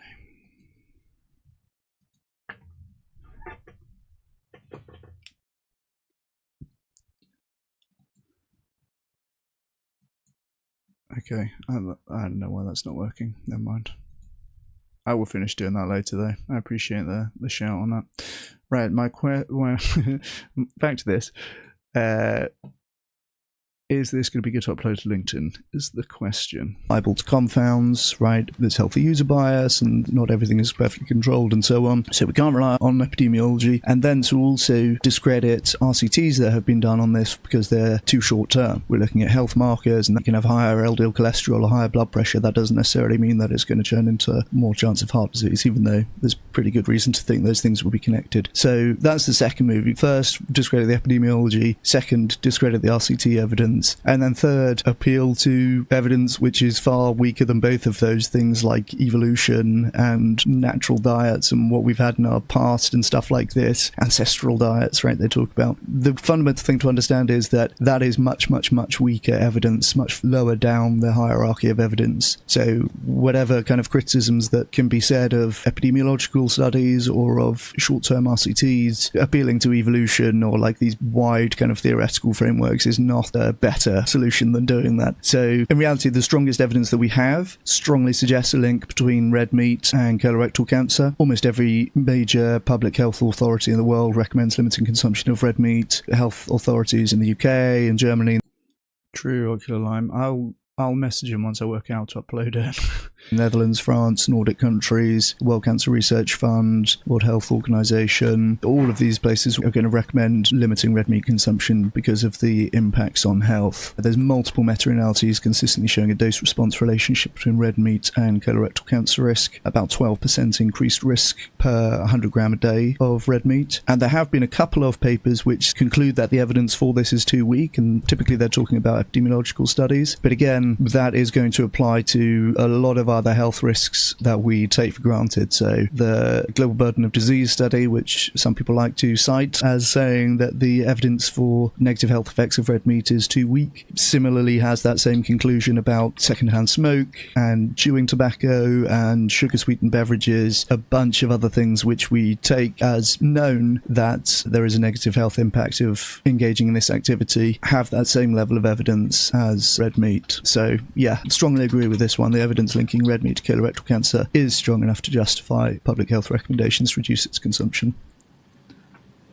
The evidence left the Huel in. Deliberate artistic decision there. Is that pick of him before or after No Longer Natty? I don't know. No comment on that. I didn't know that was a line that's been crossed, but you know. He's a beast. He is a beast. Yeah, okay, I think this is pretty good. I'm going to upload this.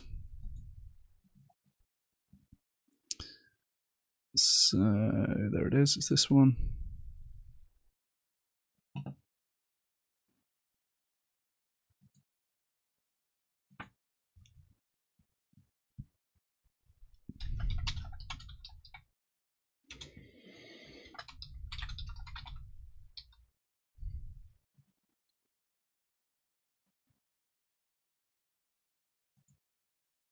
I guess that takes a minute to upload. Yeah, okay.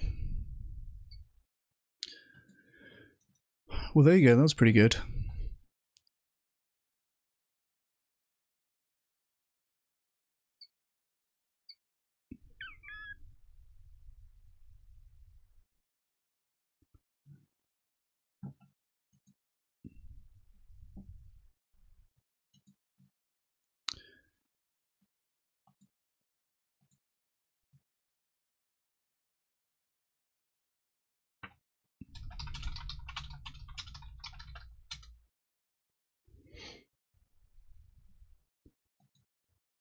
So, what else we got? What else we got?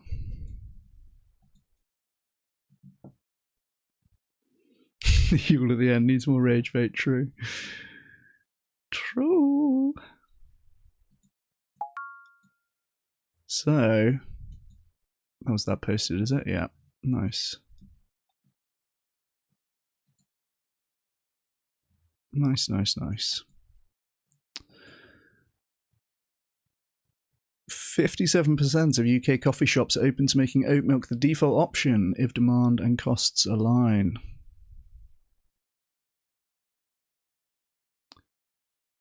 The majority of cafes in the UK would consider offering oat milk as the default option in milk-based beverages if consumer demand exists and wholesale prices are lowered.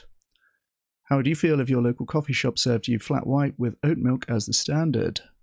The Canteen, a vegetarian cafe in Bristol, is putting that theory to the test. It's one of the UK's first coffee shops to conduct an oat milk by default trial, which could drive greater adoption of the plant-based alternative and lower the business's emissions. The campaign was launched in collaboration with London-based oat milk startup Minor Figures and animal rights organisation Animal Justice Project, whose research shows that 84% of UK cafes have never previously considered making oat milk the default option, even as 57% are open to the idea after engagement. Well, that's pretty good. That's pretty tractable progress then. Hey, 84% never thought about it, 57% open to it. That's better than you get in, if you were to do the same survey with respect to people going vegan, for example.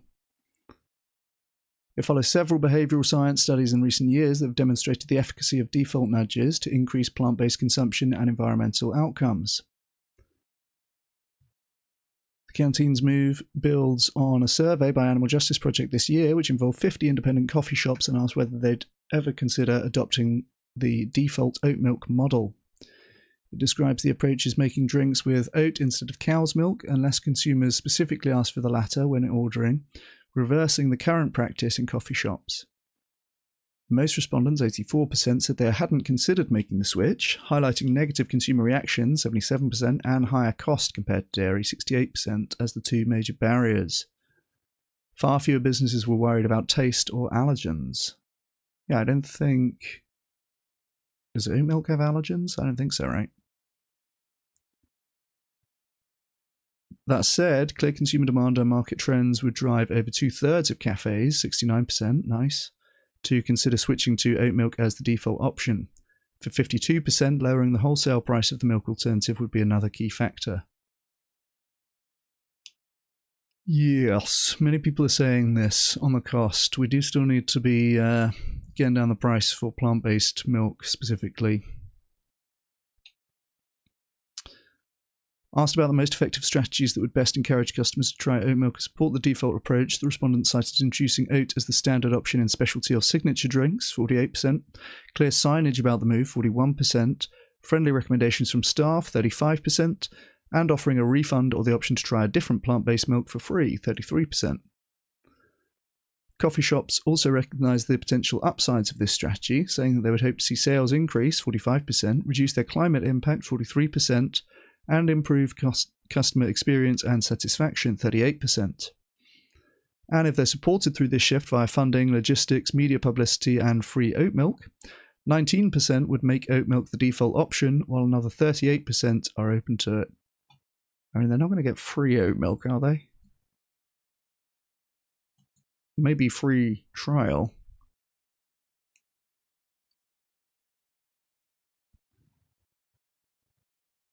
The default oat milk drive is part of Animal Justice Project's Utterly Kind campaign to show how simple menu swaps can reduce reliance on animal agriculture, lower climate impacts, and influence everyday consumer choices.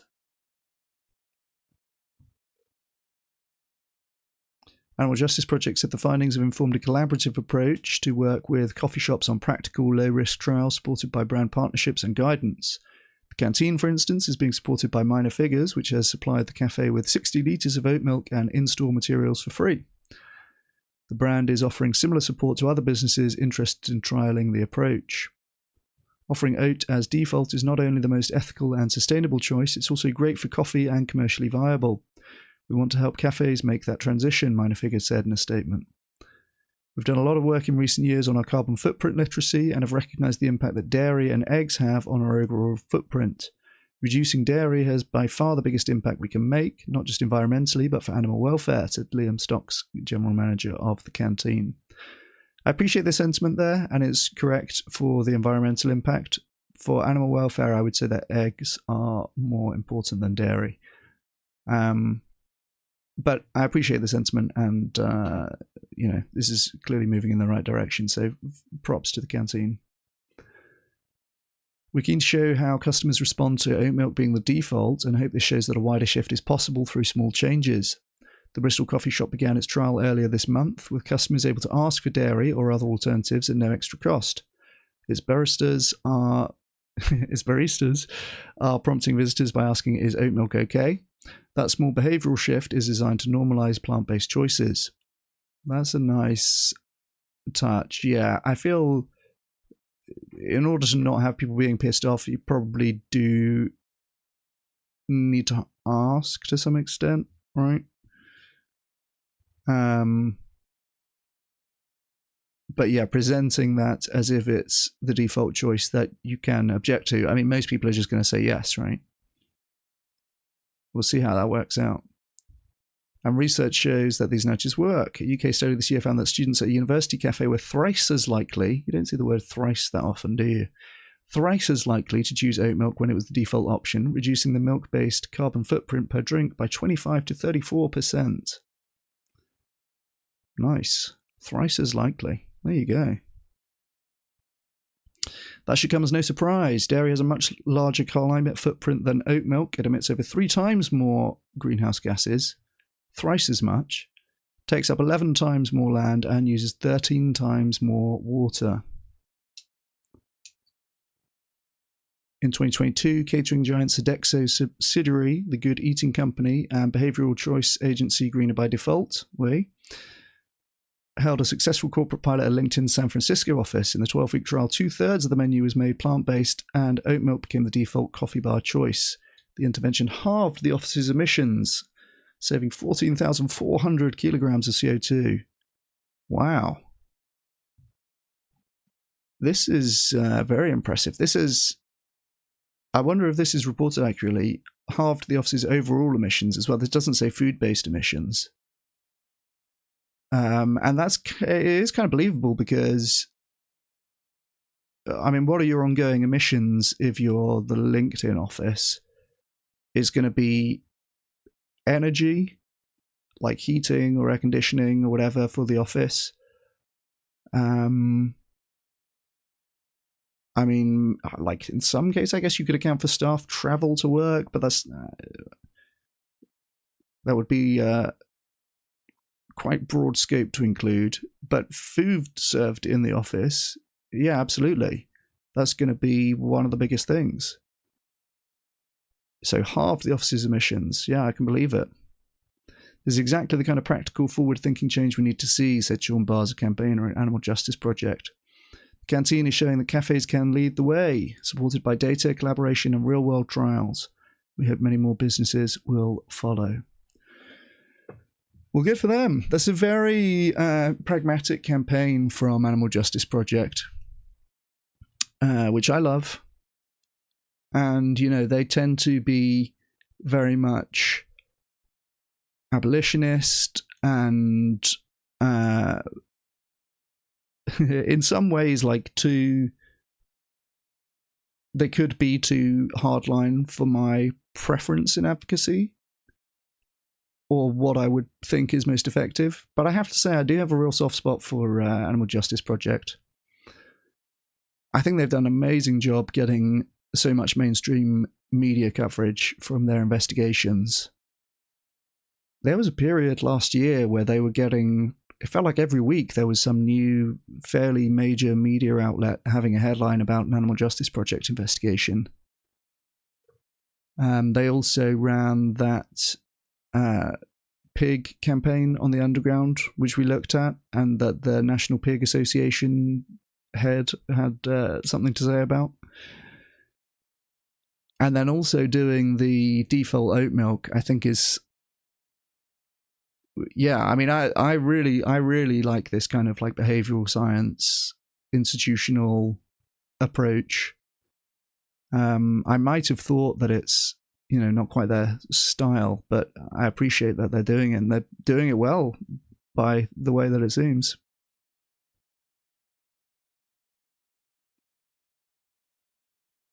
He's going to start competing in professional bodybuilding next year. Oh, that's awesome.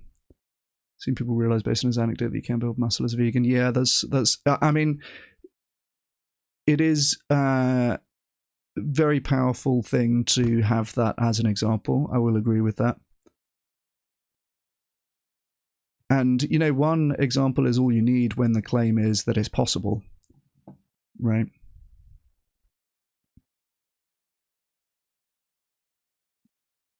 Like oat milk, but I'm thinking we should promote soy or pea milk since it's often more exclusive from nutritional comparisons to make plant milk most less nutritious. Oh, interesting, interesting.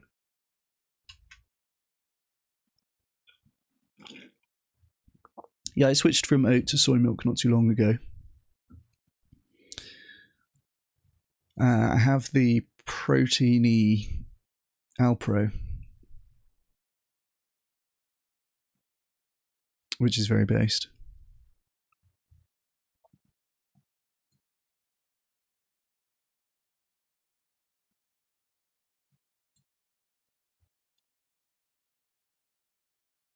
The vegan in the name of the Google description. I'm not sure what you're referring to, Ocular.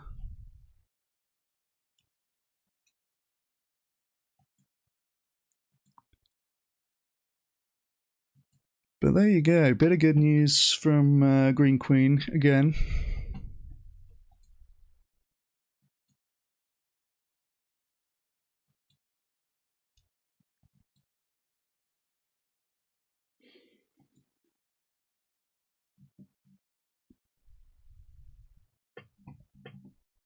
Let's see if we can't find something to watch, eh?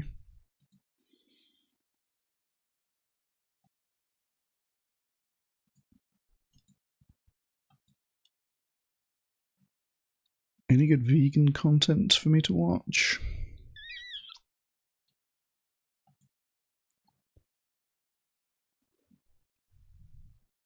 Let's have a look. I could do this here.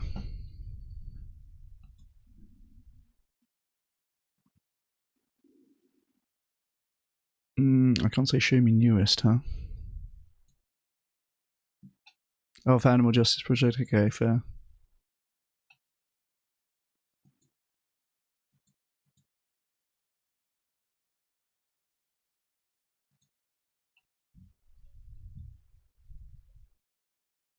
Well, this is Jubilee again. We're going to get cucked if we watch that.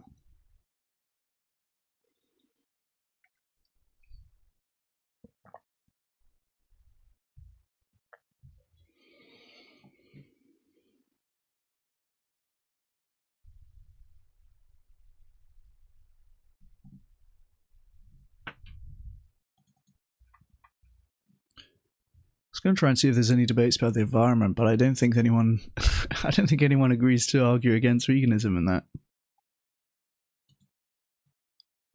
I guess there's not much of a debate to be had, frankly.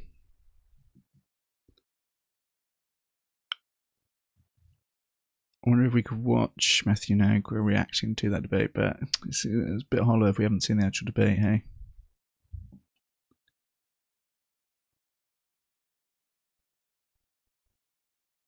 Vegan Doctor versus Meat Doctor street debate.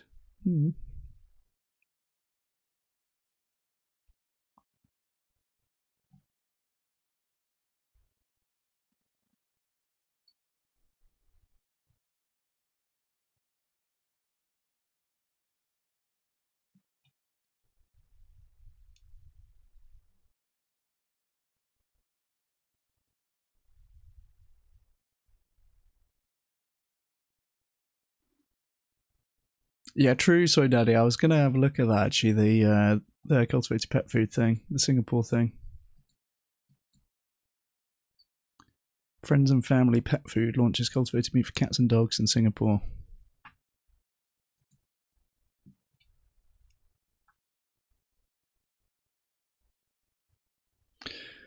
So wondering if there's any studies proving objectively that plant-based food or certain taste experiences in general are objectively tasty. Response to people who claim it's subjective. I think it probably is subjective, Opcula. I looked into this a little while ago for taste testing, and I think it is the ultimately is like the ultimate subjective thing, right? There's no accounting for taste, famously. If somebody says, I guess there probably are objective or at least like intersubjective ratings that you could give particular tastes. Like something being salty or sweet, you can have like a majority of people agreeing to some extent that X food is salty to whatever extent, right? But I think with them say, and then I guess you could probably map that on to, again, to some extent, the kind of tastes that people tend to like. So people will like things to be kind of salty, but not too salty, right?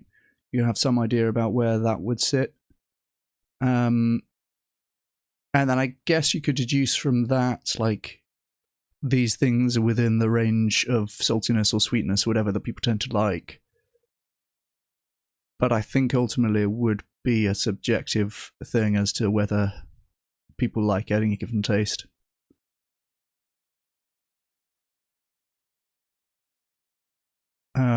So yeah, I don't think that there is such a thing as objectively tasty. You could have intersubjective agreement about tasting like a certain thing. What you're probably looking for, though, Opcula, is the Nectar reports. Have you ever seen this? I'll put a link in the chat here.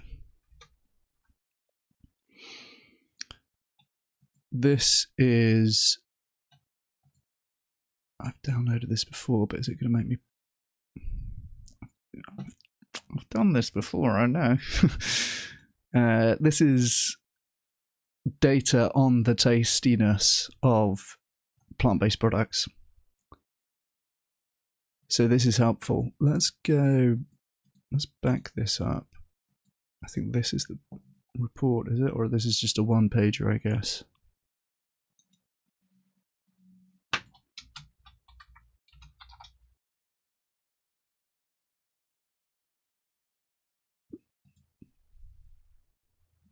Here you go.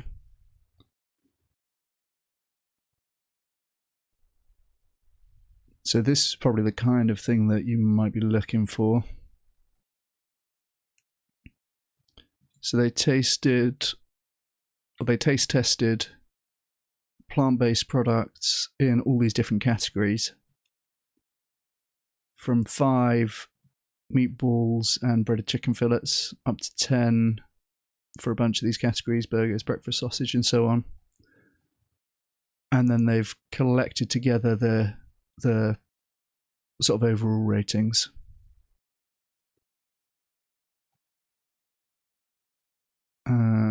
So let's see, there's some nice analyses in this paper.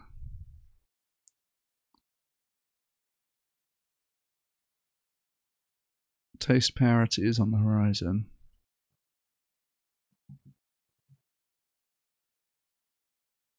Okay.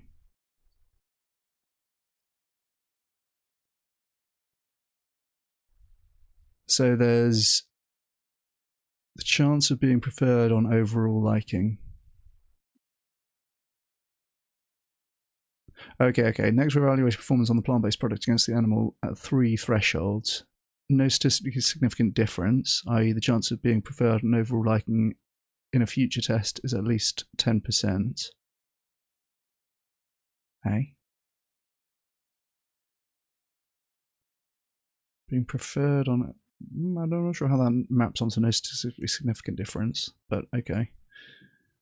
Taste parity, the chance of being preferred and overall liking in a future test at least 50%. Yeah, okay, so that's...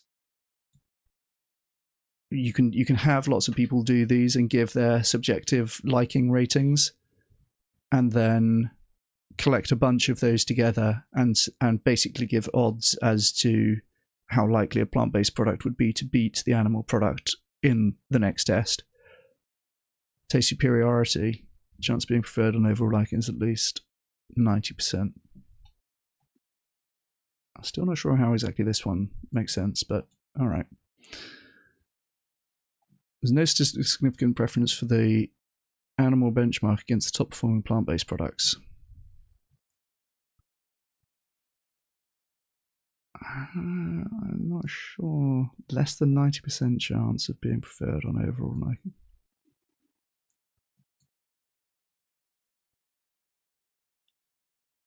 I'm not sure about that.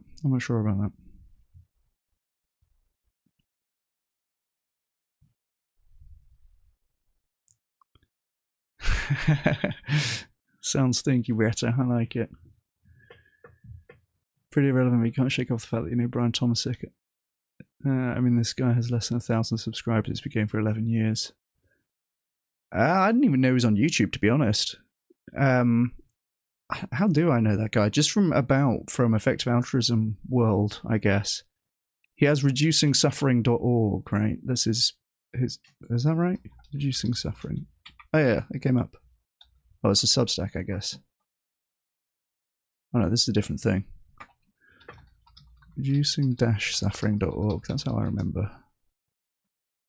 Yeah, I think this is Brian. Yeah. Most comments are Brian. Okay.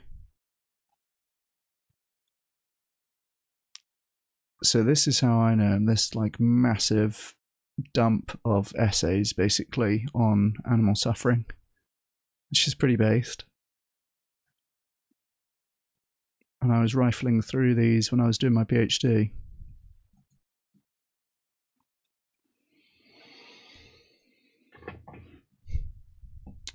So what we got going on here then? Okay, this is the percentage of people who prefer... So look at this. This is most things are now not quite getting to parity. So over 50% preferred the animal product here. for unbreaded chicken fillet, and then up to 60% here. And I think this is so this is the plant-based average, and then I think they have it again for the best performing plant-based products.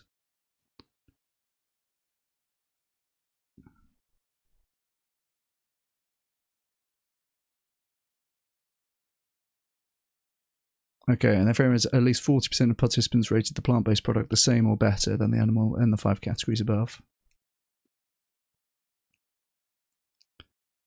Unbreaded chicken fillet and burgers were the top performing by nearly 50% participants, yeah.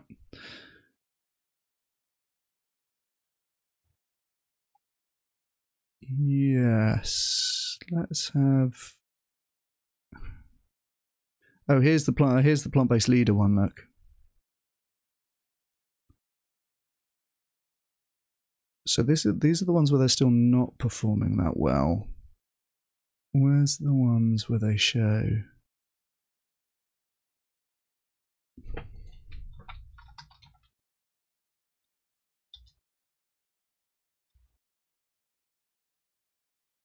Okay.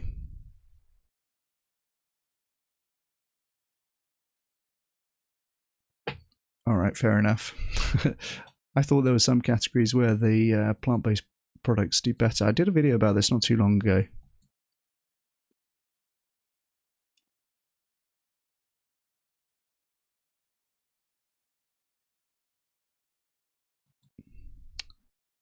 No leader products going to perform close to the animal in the categories above. Yeah, but aren't there...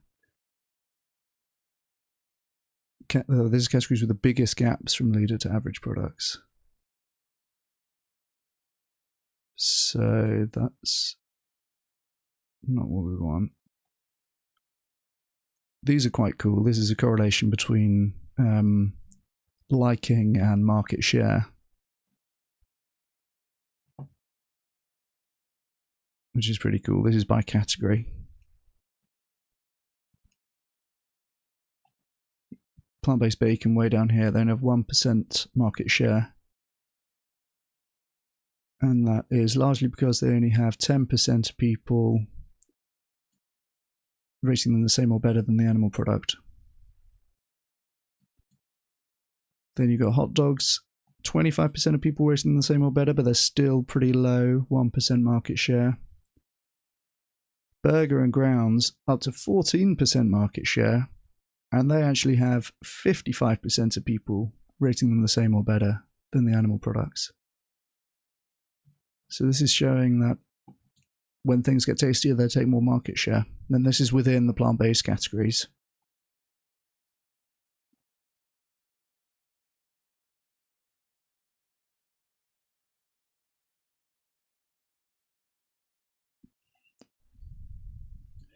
Where's the other things that it says about leaders? Let's have a look. Categories with the biggest gaps between leader to average products. Oh, okay. This is all right. This is good. This is good. So this is in green. We got the percentage of people who said that they like or like very much. In red, the percentage who said they dislike or dislike very much. And then this is the leading product for each of these categories. So the leading meatball, 60%, 59% said they like or like very much. Only 10% said they dislike. And then if you look at the average for the meatball category, it's like pretty much split 3 ways as to like, dislike, neutral. Pulled pork again, you got 58% saying like or like very much, the leading product, versus 10% dislike or dislike very much. So a real gap in performance from their average to the leading products. Plant-based leaders were rated like very much or like by 50% of participants versus just 28% for the average plant-based product. No chicken products appeared amongst the products with the big gaps from the average leader. Yeah.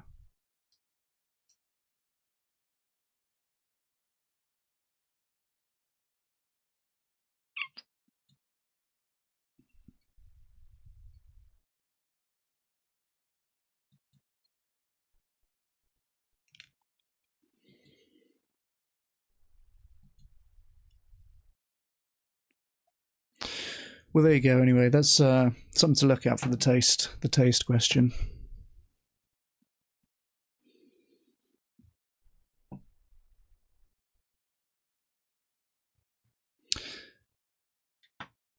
Oh, that'd be cool, Soy Daddy. Yeah, I looked at the thing that you've written again this week, and I think it's a really good version now. I don't know how much Andrew Knight's been on that, but it's really nice and tight now, the version that you've got currently.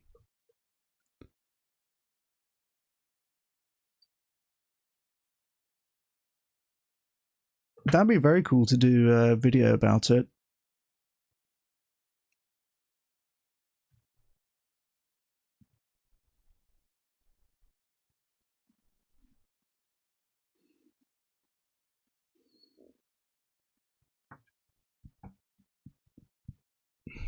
Let's see if we got any other responses from posting that video into group chats.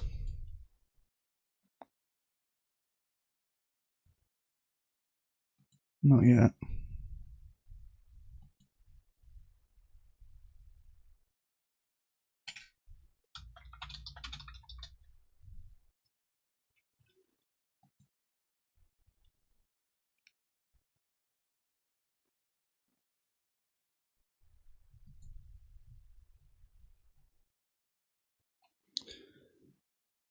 Well, there you go.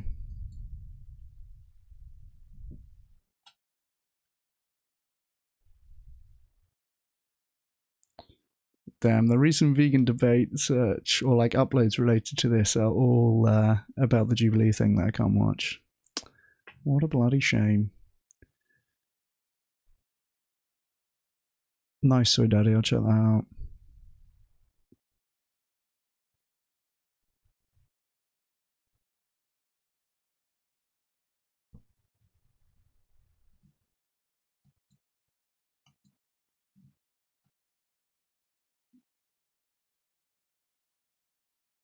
This data dashboard I haven't really played with much, but this is presumably quite a good resource.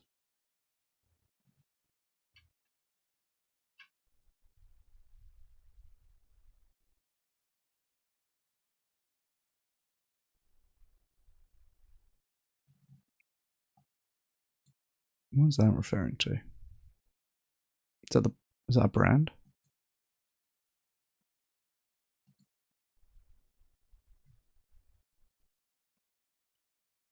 I'm not sure about this view. I'd rather read the report. Not sure about this one, Chief. Yeah, I appreciate you, Ocular.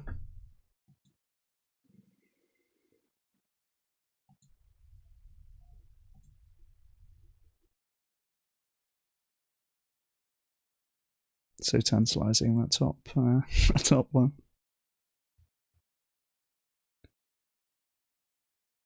Love Earthling Ed still coming up in the algo for this. That's good. Years ago, these debates are, some of them.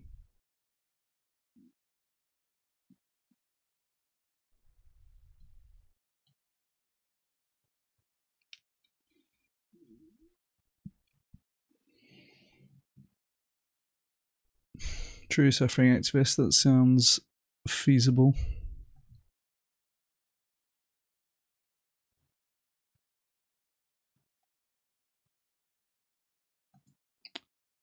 Are you an activist on the issue of suffering, or are you an activist who is suffering? Or both? A zero suffering activist, okay. Probably means the former. You may also be suffering.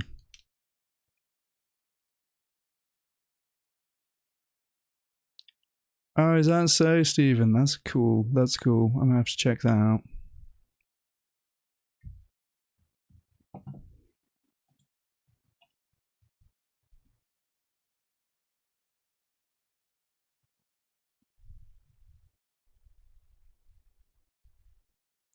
True, Soy Daddy. I think there's many things that we can advance simultaneously.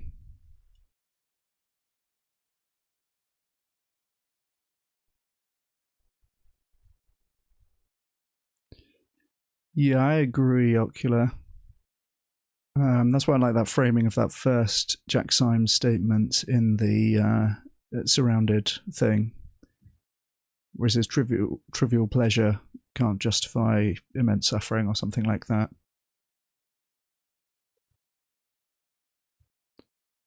Obviously, it helps if our stuff is also tasty, right? It's also an effective route to remind or inform people that genuinely think plant-based food is a lot less enjoyable than it can be. Yeah. They're doing... that Nectar report must be coming around again soon. They did a 2024 version and a 2025 version. And the measures are a little bit different, so it's a little bit complicated to directly compare them, but it seems as though there has been progress from one year to the next in terms of the taste improving. And that's something we've got to remember as well when you see vegan products going off the market, and it's usually assumed that that's kind of bad news. And I guess it's a fair assumption in most cases.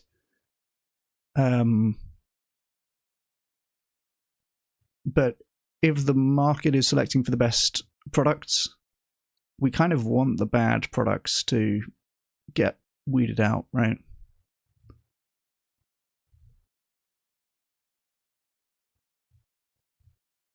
There are things even more important to me than animals at the current time. Interesting, suffering activist. Be interested to hear what that might be.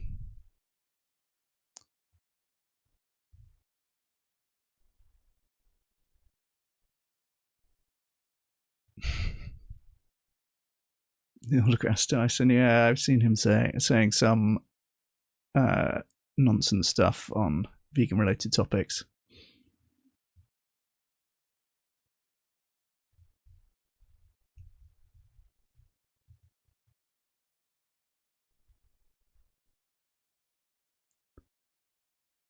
Contrapoint is disappointing cape to veganism, something that vegans are morally right, and I admit it, but if they have to live a sad existence of cold salad, I can't do it. Yeah, I mean...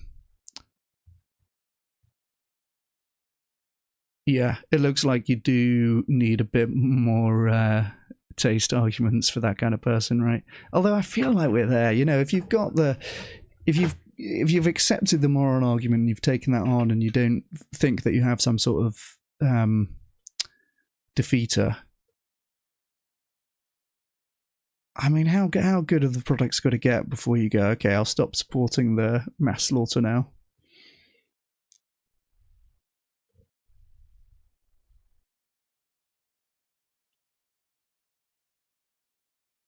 People just need to go to one vegan restaurant. Yeah. I mean, what you need, though, is something that you can have all the time. Huel. I think there's got to be a whole Huel activism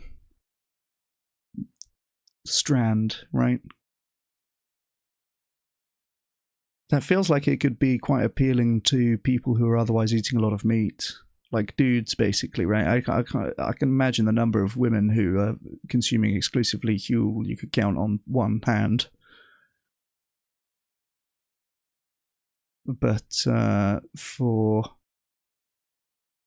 gym bros and hyper busy, finance bros, all the types of bros, I think Huel is a good, an underrated tool, most likely.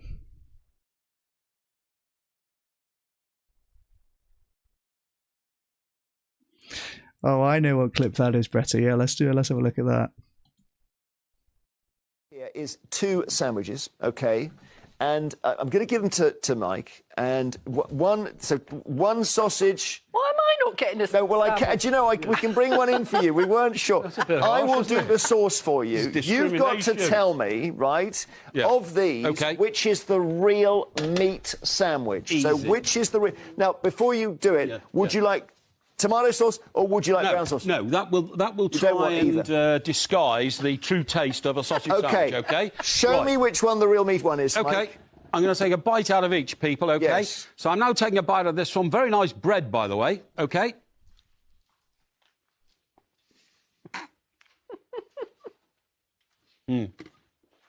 Now for the second one. Strictly's got nothing on this. Okay. Go on, Mike. It is absolutely obvious to me. This first one is the false sausage, OK? Right. That's not real sausage. That is cardboard. This second one is clearly the real sausage. I could taste the meat in it. Excuse me. It was luscious and lovely. Tasted a bit like the one I had this morning. This is the winner.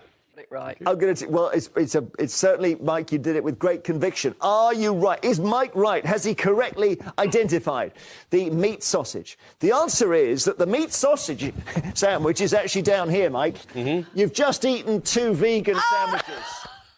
All I can say is that that's cardboard, and that's sort of almost cardboard. Almost cardboard. The walk back. It's so pathetic. Oh, that was almost cardboard. A minute ago, it's like, yeah, this is luscious and lovely. Tastes like the sausage I had this morning.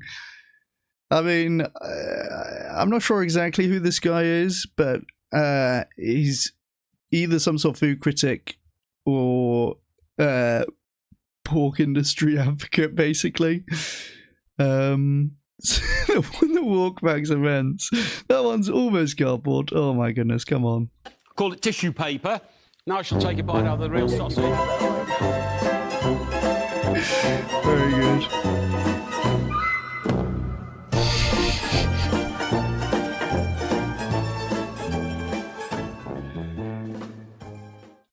Yeah, what a fool. What a fool.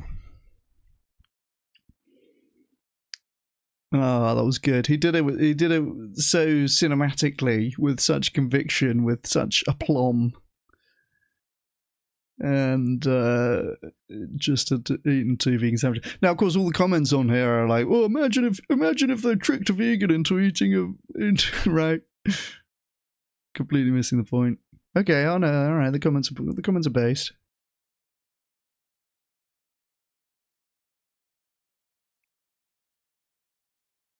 Probably some based channel deleting the meathead comments.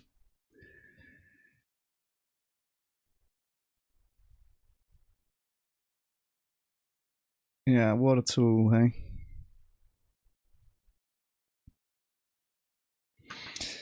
Oh, goodness me. Right. I'm going to leave it there, guys.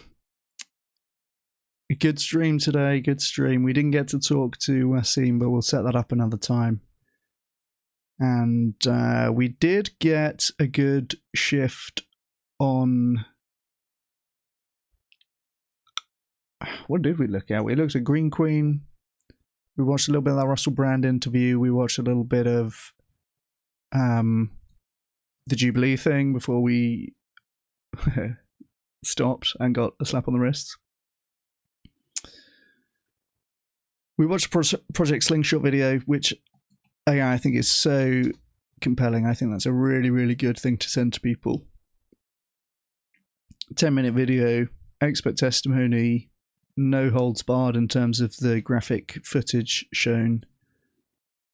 I think a really, really good thing to share.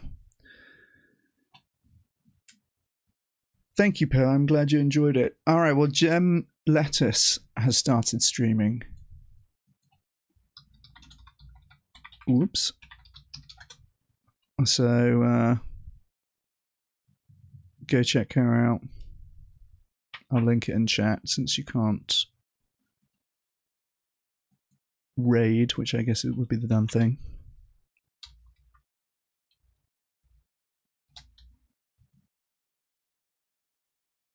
Yeah, I appreciate your question about that, Poe. That was good, and I encouraged me to find some more resources as well.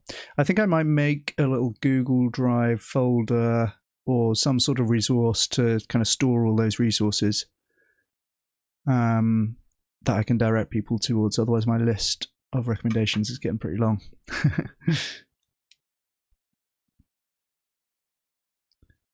Yeah, raid into Gem Lettuce. Tell her Chris Bryant sent you. I appreciate you guys. Thank you so much for watching. I will most likely, maybe I'll stream this weekend. We'll see. We'll see. But I appreciate you guys being here, and I appreciate you all wanting to do more for animals all the time. I'm very proud of that tendency in my audience, so I appreciate the hell out of you guys. Take care, everyone, and I will see you guys